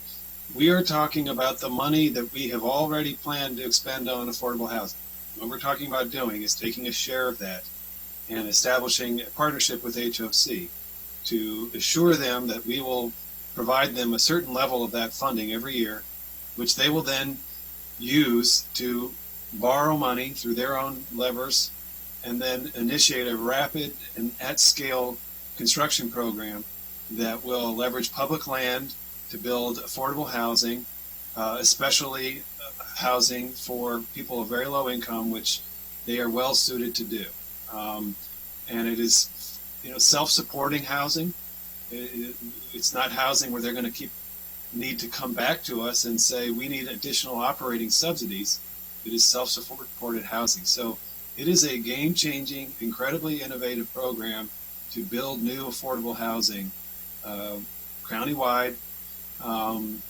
And in exchange for taking on this new approach, we are going to have to stretch a little bit during tough times, but we're not talking about adding funding to the budget. We're talking about using the funding we've already allocated. And if there was a worry that money wouldn't be there, then the implicit statement is that affordable housing would be cut, which is something I think council members would be very reluctant to do. So let's, Director Madaleno, can I go? I'm going to go to Councilmember Katz, followed by Councilmember Rice. Councilmember Katz, if you would like to speak first before Director Madaleno, I'll leave that to you. I know that Councilmember Rice was on the list. He has to go after committee members. So I respect the committee process. All right. Wow. Thank you very much, Councilmember Rice. Always good seeing you. Well, thank you, Mr. Chairman. We have more crises than we have ever had. We have the COVID crisis, certainly, but we have a housing crisis, and we need to deal with them all. And let's face facts. Government operations has always been concerned about fiscal concerns, and I personally have always been concerned about fiscal concerns. This is not a new crisis for us. I mean, I've said many times if debt were a department in Montgomery County, it'd be the third largest department we have. So it's always been a concern, and we do have to make tough choices. But we literally have to figure out how we can afford affordable housing. We talk about it. We don't necessarily always come up with the best solution. And I am concerned about pushing this out. I think that we have to keep in mind that when housing, because we get an income tax, when housing is built, we receive income tax from that housing as well. And so therefore, it is and we have jobs during the construction and all of the economic side of this. We can't forget it. Many times it gets forgotten. I'm supportive of the $50 million figure. I think the $100 million figure would not work, and I understand that, and I appreciate that, but I think the $50 million figure would work. I've often been told that if you're going to go into debt, the reason you really should go into debt is for an investment. And that's what this is. This is an investment not only for Montgomery County receiving some income tax. It's an investment for people to actually live here. The people, we hear it all the time, people who work here can't afford to live here. And that in itself is not something that we want to have continue, nor should it continue. I do believe that we have to preserve affordable housing. I also believe we have to produce affordable housing. And I think this is the opportunity. I think if we don't do it now, the question is, when would we do it? I was often told that sometimes if you wait for something until you can afford it, you can never do it because you can never really afford it. You're this close, but then next year you're that close. I mean, it's just never there. This is an opportunity that we can do, we should do, and this is the time to do it. So I'm supportive of the 50 million. Thank you. Thank you so much. Councilmember Rice expressed his interest in sort of weighing in closer to the end, so we're going to turn to Linda, and she'll walk us through remaining items in the packet. Since there's been a lot of support around the 50 million, I think I'll just work on the 50 million to talk a little bit about. I did provide you with some options in the memo on how to move forward. The $50 million in funding would be a $3.4 million annual commitment for 20 years. It's a little less in the first year, in first fiscal year, but it is a $3.4 million commitment for the bond structure. And I want to be clear about that. So that would be an expense the county would be taking on. The question then in the two options around $50 million, we had an initial discussion in the PHED committee about this issue, which is that HOC actually will be able to make a payment back. It's not the full $3.4 million, but the estimate is that it's about $2.5 million. There are options for how that payment can be used. It could come back to the county and go to the HIF. It could stay with HOC and be reinvested into the projects to increase affordability. The PHED committee, when it created its recommendation, determined that it wanted that payment to go back to HOC and that would be used then to reduce the cost further of these developments. I would say, and we were only able to have a brief exchange of emails, but a question that I had for the Department of Finance was the ability to revisit how that payment might be used if, in fact, the contractual agreement is clear that the county is funding the $3.4 million. Could, in these very difficult times right now, could we keep the flexibility of having the HOC payment come back to the county and then revisit that in future years? If that comes back in, again, it's not, you are making the $3.4 million commitment, but if you think about it that way, it's really a net cost of about $900,000 to create this $50 million fund. It would allow HOC to go forward with the financing option under the fund, but if that were possible, then you could also have a way to potentially revisit that. If the joint committee wishes to move forward with what PHED committee was convinced of in its initial recommendation, which is to not have HOC make that payment back to the county, but to further lower the cost of the developments in order to increase affordability, you can do that as well. It is my estimate that $3.4 million can be accounted for within the HIF fiscal plan, although in the out years you have very little then in the plan for sort of the more normal loans and grants from the operating budget side. It doesn't impact the $22 million on the capital side, so please don't confuse that. Right now we're talking on the operating side, but if we had an opportunity to think a little more about how the payment would be directed, then you could also account for that as you choose. Okay, so let me summarize here. The question was, should HOC repay the amount of money that the county spends on debt service, right? Essentially, it's not a total payment. Not a total. So in the $3.4 million expense of the debt, HOC had estimated that in their financing of their own projects, they would be able to make a payment of about $2.5 million. So there is a net cost to the county under any circumstance, but there is a payment. Okay. So, I think we, based on my conversations, I think everyone is comfortable with the idea, or everyone I've talked to so far, that we will start this out with HOC paying the county that amount of money, so that the net fiscal impact to the county is $900,000 annually. And then we will decide, next year, the year after, how we want to, whether that's a decision, that we want to continue, based on circumstances. So, by starting it off this way, the annual fiscal commitment from the county functionally is really $900,000. And I just don't think anyone can dispute that is, an amount of money we can absorb readily within the HIF. I think it will provide some comfort to all of the other partners in the affordable housing community that, we're going to absolutely be able to proceed with the additional $50 million so that we can hit our goal of 100 overall, 50 and 50, but also taking an incremental strategy here given the uncertainty of the fiscal situation that we're all in, not biting off more than we can chew from a kind of fiscal, posture. So for this year, however, it would still be 2.8 million, right, Linda? Regardless, because it's the first year, is the same amount of money. Isn't that right? Yes, it's 2.8 million in fiscal 21. All right, so it's 2.8 million. So first of all, it's less than 3.4.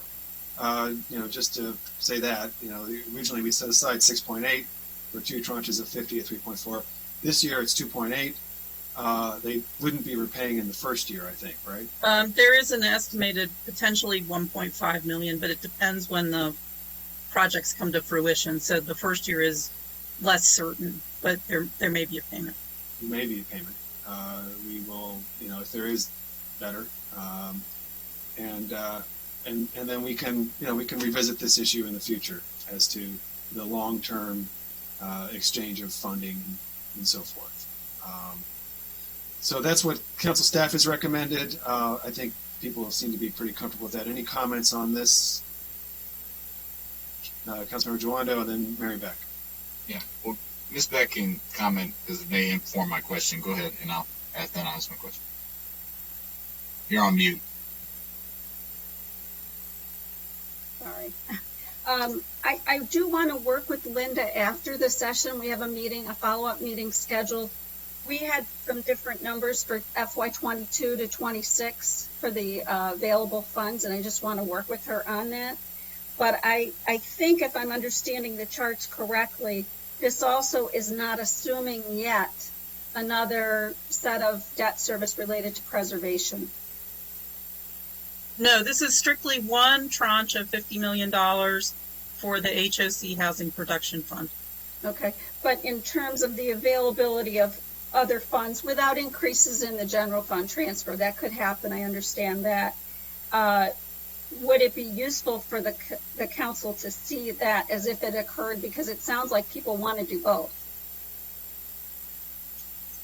It'd be useful for me. I mean, I think we should. We've just talked about for the last hour that we need to do both, and I think looking at the numbers, assuming we would be helpful, in my opinion.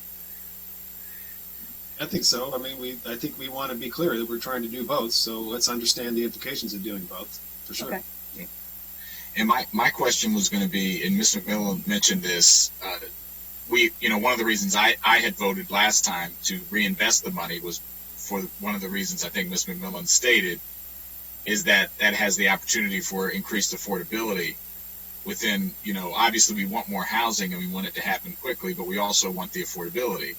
And if we're going to do it, why not maximize the affordability that's able to be achieved by reinvesting the money? And, I just wanted to maybe get some clarity. Maybe it's Linda, maybe it's Mr. Spann, just what that means. And I understand the fiscal situation, but if we're saying, hey, we're committing to this because it's of dire importance and we want the units to be maximally affordable and that money to be used for those purposes. So if I can just understand that, maybe I misunderstood, but I want to understand the relationship to that. So I would just say the 20% at 50% of AMI and 10% at MPDU levels is the baseline structure of the fund. So that's the baseline structure, whether the payment, set aside the payment for now, that's the baseline structure. What the PHED committee was interested in was if HOC was able to forego that payment and know that they had that stream of revenue to reinvest in these projects, what, in addition to that, would they consider being able to do? And that could either be more units or it could be lower affordability. It could be any combination of things.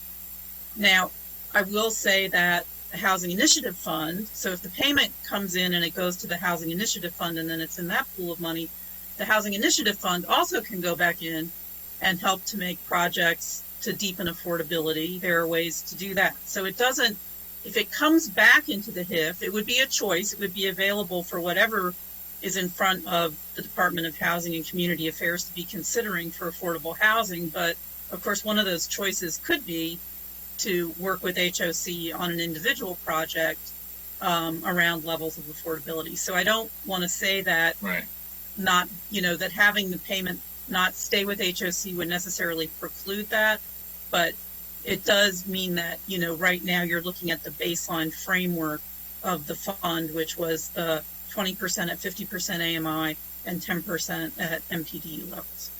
Mr. Span, I don't know if you had an additional comment. Mr. Friedson wanted to speak to this point. Oh, okay, sorry. Well, yeah, I wasn't. I'll let Mr. Span speak. I want to speak to the same points. I'll piggyback off of it if that's okay with Councilmember Juana. But I think I proposed this. I appreciate, we all supported it or raised it. Obviously, it was a broader discussion point. My perspective on this, because we did talk about it based on additional units and or affordability or some combination thereof. I see it's like a dividend. I mean, for those, this is a confusing concept, but very simply, if you have a small brokerage account and you reinvest your dividends into the stocks, they go up more. And you don't have to think about it. It just kind of happens, and all of a sudden the growth is more significant. That's basically what we're talking about here. The dividend, DRIP program, as it's often referred to, in a personal brokerage account for anybody who has a retirement account and invests their own money. My view of it is this. I mean, essentially, we're taking the money back into the HIF, and we're requiring HOC to come back to request it for additional affordability or additional needs should they need that. The reason why it mattered, I would prefer to reinvest it if, in all things being equal, but given the fiscal constraints that we just talked about, the questions of obligating the county, the question is, should we obligate the county right now to the full amount, or should we assume the repayment and then revisit that at a later date? We still can set up the fund. We still have the flexibility on an annual basis based on fiscal realities to provide that additional funding for greater levels of affordability for some of these projects, and then at a later date can revisit the policy and say, we're not going to require a repayment anymore, or even annually just say, hey, no repayment, that's going to go to this, that, or the other, or to do it one way or the other. So to me, I would certainly prefer, it would be better for the fund to be able to reinvest the money, but given the constraints that we're in, everything that we talked about in this conversation, I think the most prudent thing to do right now is to start with the expectation that HOC would repay back into the fund, and then establishing the fact that we are both going to address it on a case-by-case basis from HOC without obligating the county to the commitment long-term, and then potentially revisiting the broader policy later once the account is set up. Yeah, well, my question was related to that, in that, to your point and to Linda's point, that HOC or someone else could apply for that money that's in the HIF. It doesn't have to be HOC. And I guess my question is it more efficient? Can Director Span and his team achieve, if they know they have it from the get-go, achieve better outcomes, more units, more affordability, just from doing it from the beginning, as opposed to having to come back? That's what I'm trying to. The answer to that is probably yes. But I think we're bowing to fiscal reality here, and we're going to start this thing off, with one strong step forward, and then we will return to it. But I think the answer is yes, right? The more certainty you can provide to a housing provider, the more success they're going to have. Right. Right. Okay. I mean, I'm just saying, if we're going to do it, we're going to do it. I mean, and then we're going to commit to doing what we need to do to make sure the money is there. I mean, and to me, I just think, but that's fine. I'll, if you guys want to do it that way, I think, Well, we were so concerned about your earlier comments about whether we could afford this that we thought it might be more appropriate to back down a little bit. My point was, if we're making the commitment, then we're going to have to make sure we have the revenue to fund the commitment. And I think we should be making other commitments in a long-term sustainable way like this. So I look forward to this precedent being set for very important policies where we say for 20 years we're going to make a commitment because it's an important policy, and then we have to fund those commitments. So I'm looking forward to that. But that's fine. Let's join forces next year and smooth this thing out so that HOC can go after this in an even bigger way. Yep. Thanks. Councilmember Rice, and then we can try to wrap this up if there's Well, I'm not going to hold you guys up. Rich Madalena wants to speak, so Councilmember Rice, do you want to go now, or do you? No. Let Rich go ahead. I love hearing Rich talk. Okay, Director Madalena. Yeah, keep going. I like it this way. Oh, that's cool. That's cruel, man. Go on mute, Rich. Yeah. Boy, I walked into that one. Thank you so much. Sorry for being slow on the mute button. But thank you very much, Councilmember Reamer, for the time, and Councilmember Rice for your confidence and my ability to be articulate. I want to thank everyone for listening to the concerns that the executive branch had and working with us to build something better. We wanted to make sure you had all the information and that the numbers were going to go higher over the 10% threshold, and making sure everyone has all of that in mind when making a decision. I wanted to point out that I think with what has been said earlier, the county executive is incredibly passionate about affordable housing, especially passionate at the level of housing for people at 30% and below. And sometimes his passion on this issue and others can be, I think, interpreted to mean he doesn't care or is not focused on or does not support other ranges of issues around that policy. And there's nothing further from the truth over it. He would plow money into a broad spectrum of affordable housing, even though, as Mary brought up before, his top focus is on preservation. His top focus is on for the people at the very bottom. The different changes that you've made, I think, are very agreeable. But whenever you securitize something, and that's what we're doing, we're taking a part of a chunk of money and securitizing it by issuing bonds against it for the next 20 years. And I know in particular, Councilmember Rice was part of many a conversation in the Ways and Means Committee when he served in the House of Delegates about these sorts of maneuvers and what the many benefits of doing them and the many costs of doing them. And you all have heard us out as far as the costs. You recognize the idea of putting money back into the HIF that can go to other developers who count on the HIF. So I just didn't want people to leave with the idea that we are opposed to what you're doing. Our preference was for you to wait until September because we would have more revenue estimates. We'd have an idea what Congress was doing, and you'd have just that more information over that period that you'll be at recess to understand, what's happening. But we will update you within this context because I would imagine none of these bonds are going to be issued in the next 6 weeks anyway. So should there be something that causes a great degree of concern, of course, you'll be able to revisit this in an emergency, in an unmitigated emergency before the bonds are issued. But I'm so glad that Councilmember Navarro reached out and got this going so that we could have a complete conversation about both the underlying policy and the fiscal implications that it has for the county. Okay, thank you. Councilmember Rice. Well, thank you very much. And Director Madalena, that was good. See, I'm happy that I wasn't incorrect. Let me say this. Look, based on Friday's discussion that I had with Ms. Beck and Mr. Covey, I feel a little bit better in the sense of understanding that it's not exactly the way it was painted at that time. There seems to be a little bit of a difference in terms of where we are, in terms of where the money's coming from.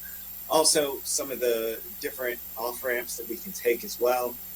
I'm happy that I had a chance to hear from Director Span about some of the impending projects. And so thank you, Linda, for that information. Those were questions that I'd asked prior to that meeting that I didn't have answers to. And so it's good to hear that because that does have an impact in my decision-making as well.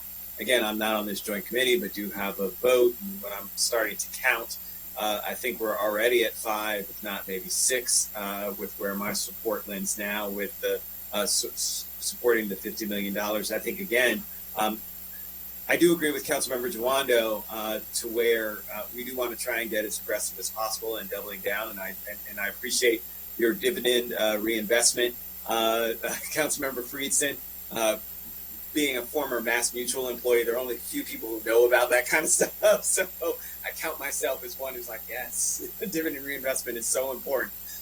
But so that notion of how we're doubling down and putting that money back in is incredibly important to help for affordability from that standpoint. And so that's really, really important. So I do agree with Councilmember Jawando there. But I also do understand that we can come to that at that point in time. We don't have to say we're going to do it now. And I think that just the conversation that Executive Director Span has heard in terms of that we're looking at that gives them additional guidance too, in terms of how they should try and structure their deals, understanding that this kind of support is pending and is out there, which is why, again, I just can't stress enough what I said at the very beginning, and I'm going to shut up. We've got to have directors involved in the decision about the vision and philosophy. And so I really hope Director Madaleno, Ms. Beck, Mr. Covey, that you impart to the county executive, and I'll say it in my conversations as well, he really needs to be talking to Director Span about what his vision is, what the county's vision is in terms of how to continue to move affordable housing forward, and what the best avenues and strategies for us to get there are. And then communicate that with the council as well in terms of what his intentions are. Because, you know, I've served with the county executive for a while now. So I know where he stands when it comes to, we've had very involved conversations about preservation versus new starts, and preservation and new starts. So I've had both of those conversations, and I don't need to rehash them here. He knows where he stands, and I know where I stand, and we know where we stand. But that being said, I will just say this. There needs to be that continued discussion, because without that, we run into these kind of situations like we were today, where we're scrambling last minute to kind of figure stuff out. And I really want to close by thanking Councilmember Navarro as well as Councilmember Reamer for putting this on to give us an opportunity to have this conversation and really flesh out all the details, because that's incredibly important. The key is that it should happen before this, not during or after. So I'll just close there. Thank you, guys. Thank you. Appreciate that. And I'm really glad everyone could be here on such short notice. And I know, Craig, you're watching the school construction budget for us, and you're going to make sure that we can fulfill our commitments there. So this is really important. Councilmember Reamer, there is just one remaining thing, which is that this was introduced as a CIP amendment. I do have time this afternoon with HOC and with the executive branch, and I will need to get back on what amendments would look like or what action would look like for the council, and I will follow up with the chairs of the committees and the council president